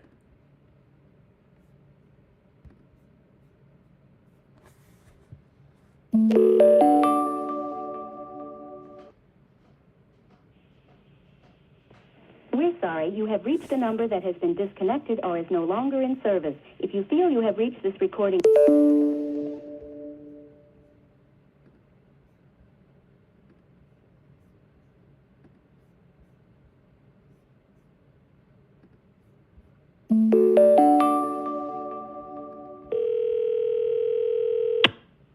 Hi, please leave a message. At the tone, please record your message. When you have finished recording, you may hang up or press 1 for more options.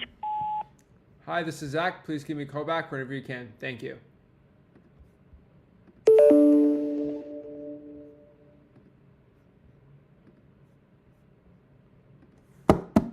Who's got my money? Who's got my money?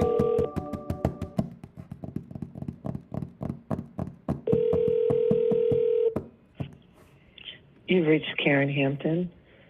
I'm away from my phone. Please leave me a message and I'll get back with you as soon as possible. Thank you. At the tone, please record your message. When you've finished recording, you may hang up or press 1 for more options. Hello, hi, my name is Zach, and I just have a quick question. If you can give me a call back, I'd really appreciate it. Thank you so much.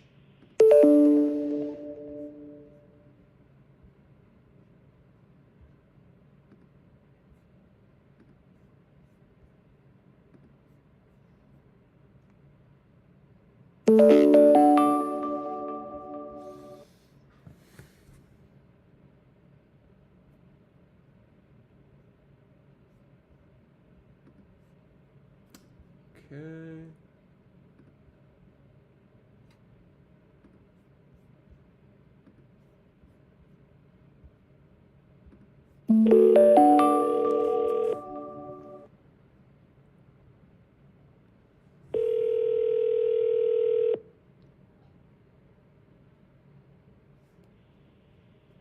Hello? Hello, hi, is this the owner of 1004 Nashua Road? No. No, is this not Amy? No. Okay, no worries. Thank you.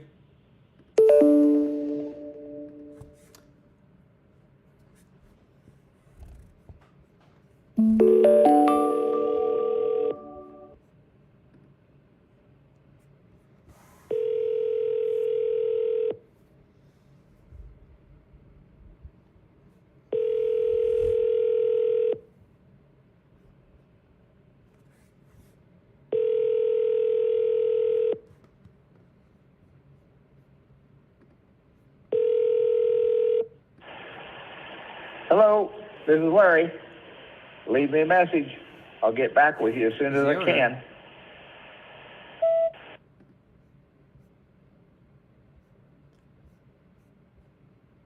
Oh, that was the owner. I also have an option to drop a voicemail. Those work too.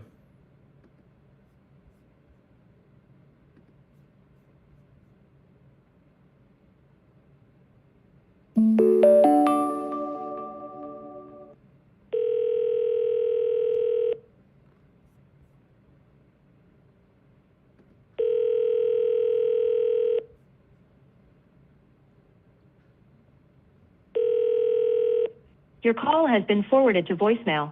The person you're trying to reach is not available. At the tone, please record your message. When you have finished recording, you may hang up.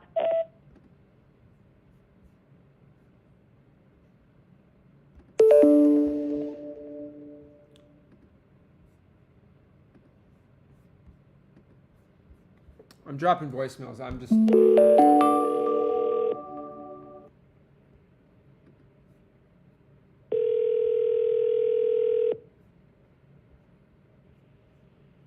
If you're you're calling for Paul or Arla, leave a message at the tone. Thank you.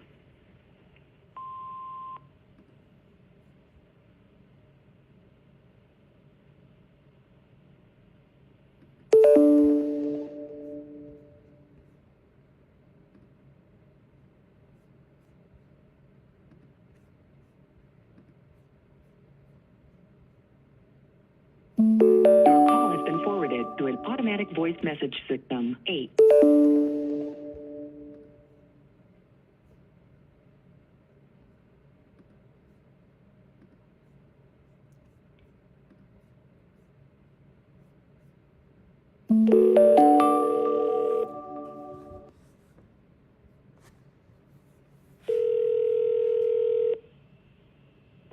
We're sorry, you have reached a number that has been disconnected or is no longer in service.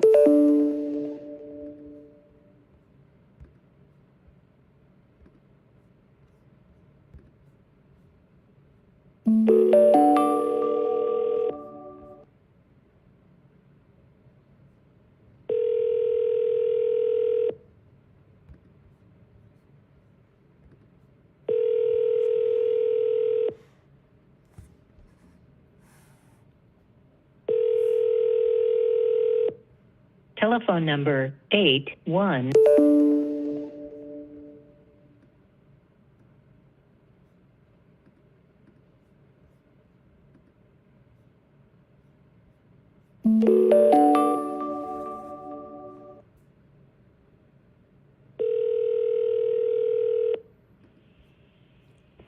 We're sorry, you have reached a number that has been disconnected or is no longer in service.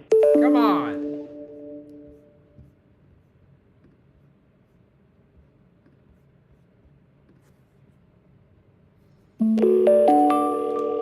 See, 5 to 7 p.m. is way better for calling, as you guys can tell here.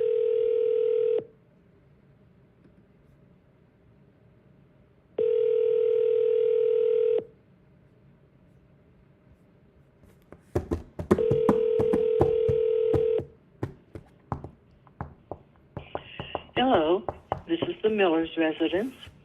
We're not available to take your call right now.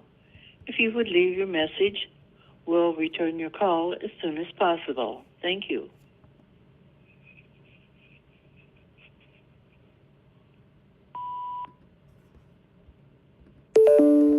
Dropped.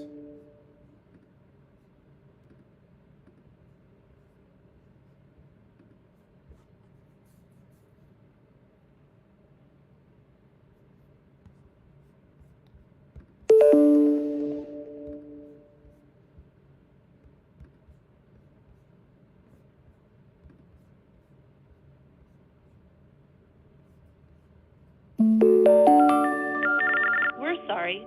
You have reached a number that has been disconnected or is no...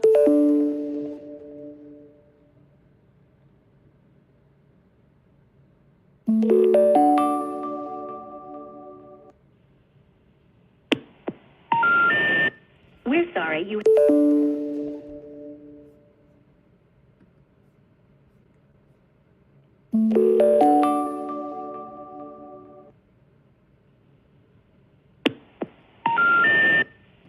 Yeah, so the reason I do that is when I get a call or somebody that, you know, like it, let me change the mic here. Hello, there it goes.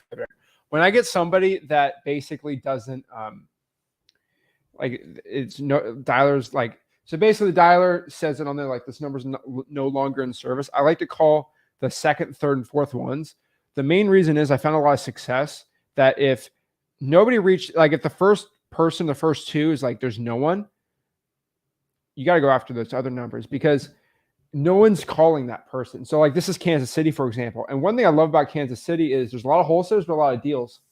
And so if I use Batch, DMZac.com, PropStream, Listari.com, any of these services for skip tracing, it's really interesting because when I use them for my skip tracing, there's going to be certain ones, maybe like 5% on some of these that like they just don't have the phone number for. Those are the ones you go crazy off of. And it works really, like, for example, they have this now. It's DMZac.com. They have that private investigator tool, which I'll show you in the challenge that we have. That 5%. So like let's say you have 1,000 leads, you're going to have 50 of those leads that like there's just no skip tracing on. And if you can go with those, that means nobody in Kansas City is calling that person. Woo! That's interesting, right? And if you can call those 50 people, no one's cold calling them. So we make a lot of money wholesaling those properties. Works well, guys. I'm telling you, you make a ton of money doing that. And so everyone's asking, what dialer are you using, right? What dialer are you using? Wait till the 30-day wholesaling challenge and it will be revealed. That's all I can say. Let's just say some insane, I've said this, I think multiple times, but the next evolution of gurus crying is going to happen on 30-day wholesaling challenge. And so for the past year to 6 months, me, Rick, we have been in developments of things that will hurt gurus really badly. And this is just the next evolution of that. And so we're very excited about this. So FYI, I do want to let everybody know, I don't think I've said this enough, but the 30-day wholesaling challenge, which is the biggest wholesaling challenge in the industry, is going to start July 1st.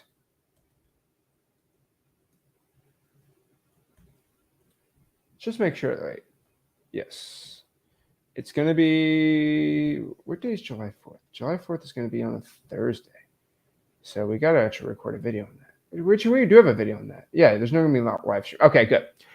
So FYI, everyone, the 30-day wholesaling challenge is going to be July 1st, 2024 on the Flip with Rick YouTube channel. I want everyone to mark your calendars on this day because on the Flip with Rick YouTube channel, we've done this a lot now. And every year we do this now, where every single day in the month of July, from July 1st, 2nd, 3rd, 4th, 5th, all the way to the 30th, for 30 days, we release a video on the challenge of chronologically how you can start from knowing nothing to becoming an expert, getting the deal closed in 30 days. It's basically a challenge where we drop a video every day for 30 days on how you can get your first deal closed in the next 30 days. It's the biggest challenge. It always gets the best results.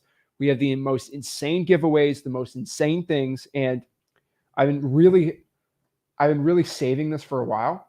But in this challenge, this is going to be really cool. We're coming out with a brand new marketing method. So a brand new marketing channel that no one has ever thought of. And so I don't hype people up too much, but this is something to be hyped about because the last marketing method that me and Rick invented was reverse drawing for dollars. No, actually, no, digital bandit signs. Me and Rick invented that. And me and Rick also invented reverse drawing for dollars. And so me and Rick have invented marketing methods that no one else in wholesaling has ever done. And it's pretty exciting. And so it's going to be after the first week. So we're going to wait till I think day 9 to release the new method. But it's going to be pretty cool. So on day 9 of the 30-day wholesaling challenge, once you kind of learn everything, you're going to be good to go. On top of this too, there's also some other really cool developments in wholesaling real estate coming out. And I have forced a lot of people to wait till July to release that for the challenge. And so, the wholesaling real estate industry is going to have this insane change in July from this challenge. And the reason I'm doing this is because I want everyone who watches that challenge to be rewarded. And so if you watch that challenge, you're going to know the new method that for most people, it's going to cost them $0. Whoa, you serious? Yeah, that new method is going to cost $0 and it's going to whoop all the gurus. And so the reason I'm making this is, number one, the gurus are going to refuse to do what I do, which means you're going to crush them even harder. It's going to make it, this new method we're going to do is going to make it even more stupid to go buy about half of every. So I looked at half of every wholesaling real estate guru course and I said, how can I kill them? Like kill their guru coaching program and just crush them more, because all I do is flex on wholesaling gurus. And I said, if we invent this method, there's no way a guru can sell a course on this, and that. And I said, let's develop it. And it's been a very, very, very, very long time that we've been doing that. So this has been developments for a while, and we're super excited. It's been very lock and key, and so it's been really cool. And so that's going to be July 1st. That entire method's going to be dropped.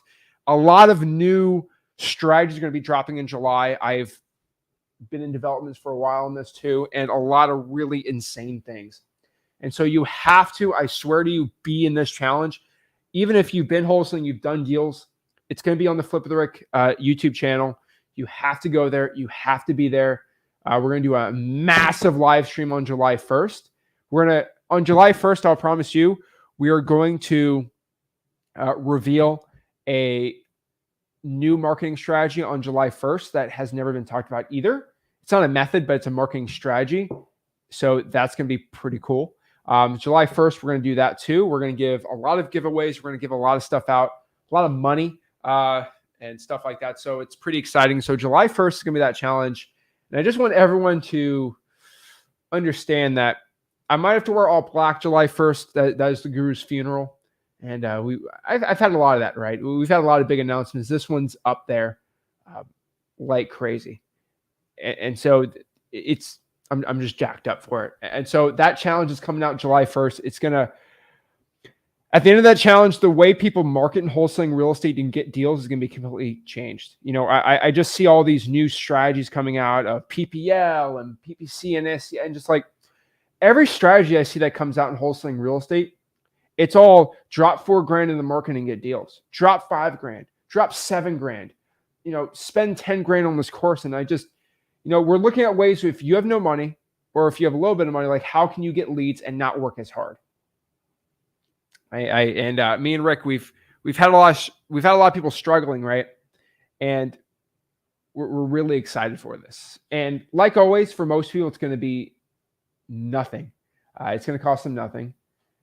It's going to be crazy. And so it's very exciting. And so a lot of people are asking about a lot of things I'm doing, you know, how can you do this and that? And it's pretty cool. And so I truly believe a lot of the wholesaling real estate industry has become stagnant in the past year. And I mean, we came out digital bandit signs, and then again, no new methods came out in the wholesaling industry, nothing new. Everything's been doom and gloom. Everything sucks because your guru doesn't know how to talk to you about how wholesaling works. From what I've seen, everyone at our stuff, so they're making more money than ever.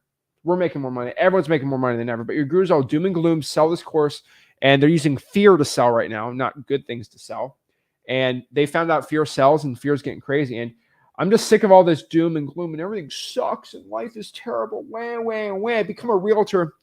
And I decided, you know what? We need some more innovation. We need a little bit of shakeup in the game. We need people, we need these gurus to start getting off their butts, their lazy butts, and start making some money. So July 1st on the Flip with Rick YouTube channel, the challenge is going to be on there. And also, like usual, at freewholesaling.com, our free real estate wholesaling course, we're going to upload the replays of the entire channel of that challenge. So the entire challenge, like in August 1st, obviously, it's going to be uploaded on the course. And so it's going to be pretty cool. And it's just amazing. And so I'm doing something, again, that no one else in this industry has the balls to do. Me and Rick are, which is push the pace, push the industry, push where we need to go to get deals. And we're very, very, very excited of it. So, all right, Rick's back here. And so we're just talking about the challenge really quick before we talk about this. But this industry's crazy. And so really quick, I'm gonna get your thoughts on it. This don't reveal it on here. Yeah. But this new marketing method that's coming out is going to change the way people wholesale. It's going to hurt a lot of guru courses. That's not connected. Oh, okay. Just talking to this mic. Yeah, it's going to kill it. It's done. And so every guru and their mom is crying right now. Every guru and their mom is sad. They're upset. They're like, they're freaking out. And we're just excited to go. And so if you're guys excited for this challenge, ready to change your life, make sure you go to Flip with Rick on YouTube, subscribe, and get ready for July 1st. There's just going to be videos and live streams, but they're going to be one every single day for the next 30 days. And so if you can't wait, you can check out last year's 30-day wholesaling challenge at freewholesaling.com. It's already on there. But, you know, it's exciting. It's besides me and Rick, no one has invented a new method And me and Rick have invented 3 new methods of marketing. And we're just here to change the way people wholesale. And the thing is, no one's creative enough or smart enough to create new ways to find sellers. A lot of people are excited. So guys, make sure you go to wholesaling.com. Hopefully you enjoyed this. Let me know if you want to see more Rick on the calls. And we appreciate it. So this is Zach Ginn signing out. Rick Ginn signing out. Have a blessed one. Thanks, guys.